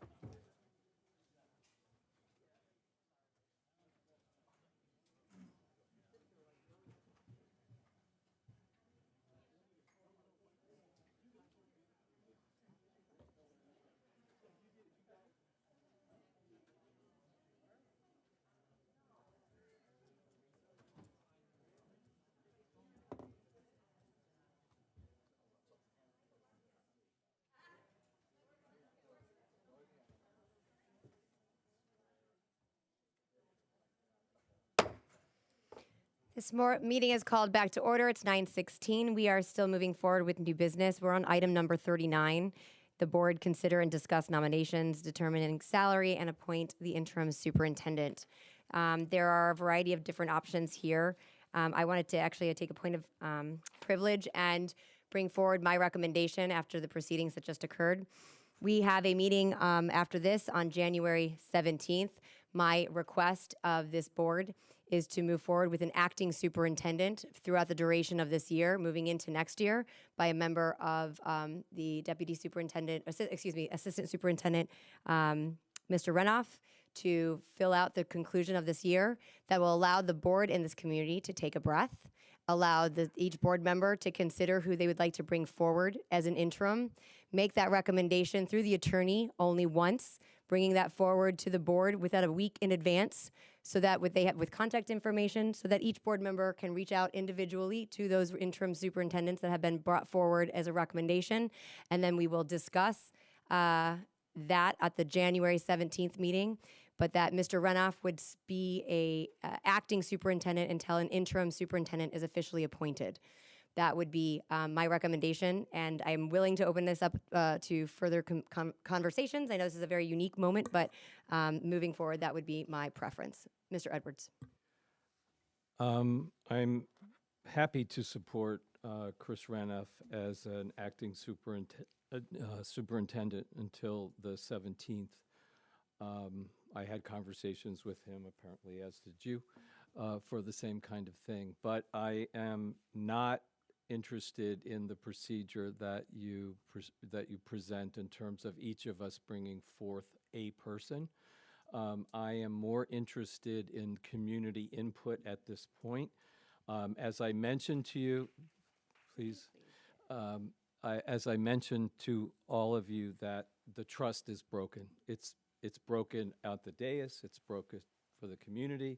All of so I believe that it requires some procedure where the community, and quite frankly, I'm just going to add this also. I worked diligently for the last 7-8 days. Maybe some of it got back to individual board members, but I called members of our community, respected business leaders, people that any one of us would be proud to have as an interim superintendent, and I was shot down. I called about 7 or 8 people, and I was shot down. And the last phone call that I got back, I'm happy to share with you, was I'm qualified, I could do it, it's way too political, and I don't want my family persecuted either. And as a board member, where I have been attacked and my family's been attacked, I can appreciate that. So that's why I don't think it's as easy as 5 of us picking up the phone and trying to find a person that we could write. It's going to be harder, because here's the number one criteria that we need. We need a healer. We need a healer. That's why Mr. Renoff is an excellent acting superintendent, because he has those qualifications. And that's the first and foremost. So I'm recommending that we find, I don't care if you want to have a special meeting, if you want to you want to have a town hall. We talked about that. But we need community input and community support for where we go from here. Because if it's left up to just the board members, the trust is not going to, and we're not going to heal, and it's not going to be in the best interest of our students. Mrs. Rose. Thank you, Madam Chair. I support your motion. In contrast to what's been said, I did speak to several executive staff, and they were all willing, very willing to step up, participate, and be part of the movement forward. And I have complete confidence in each and one of the executives in this facility and in the principals in our school. And I have no doubt that we can go forward. I fully support that the board is able to work. We're speaking of an interim superintendent. We're not speaking of a superintendent process. I'm, interested in input from the entire community. Right now, I'm interested in getting a interim and allowing this board, as previous boards have done so, select who that is. And then when we do get to selecting a superintendent, committing to how this district has always done that with a full community process. So I support the initiative to, and could not respect Mr. Runoff. We've been peer colleagues for decades anymore. I have full trust in you to support us while we work with legal counsel to select an interim superintendent. Thank you. Thank Madam you. Chair. Mrs. Marinelli? Yes, I support having Mr. Renoff, and I too called executive directors. I talked to community members, and the executive directors all said they would be willing, stepped up to the plate, which is very indicative of this district and the caliber of administrators that we have here. And I support Mr. Renoff totally, as I would of anybody else whose name would have come up and said they were going to do it. So when it comes to that point, I like to, especially during difficult times like this, because this is not the first time a superintendent has left, whether it was on their own or disagreements with the board. And this district has always moved forward because board members change, superintendents change, but the one variable is that relationship with a student and a teacher. That's the most important, and that's research-based. So we need to all work together, have somebody here that can help bring this community together, because it's all for kids. None of us would be up here or out here if it wasn't for kids and children and the best education that we can provide for them. Thank you. Thank you. Any additional comments? Yeah, also, I'll support the motion. I know as the acting, I also think that Mr. Renoff, I've seen his exceptional leadership. I actually brought it up at the last meeting. What I would suggest is I think we also have the consideration of Mr. Renoff and whether or not that this is a task that moving forward, I did call some people and talk to them also in regarding to just the situation. And like I said, at the end of the day, I think that that's something good, what Mr. Edwards said in reference to looking at the process again in regarding to interim.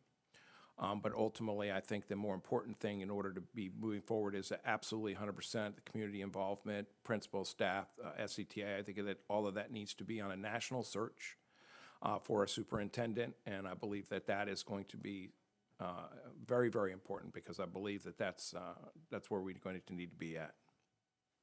Thank you. And just to clarify, I agree.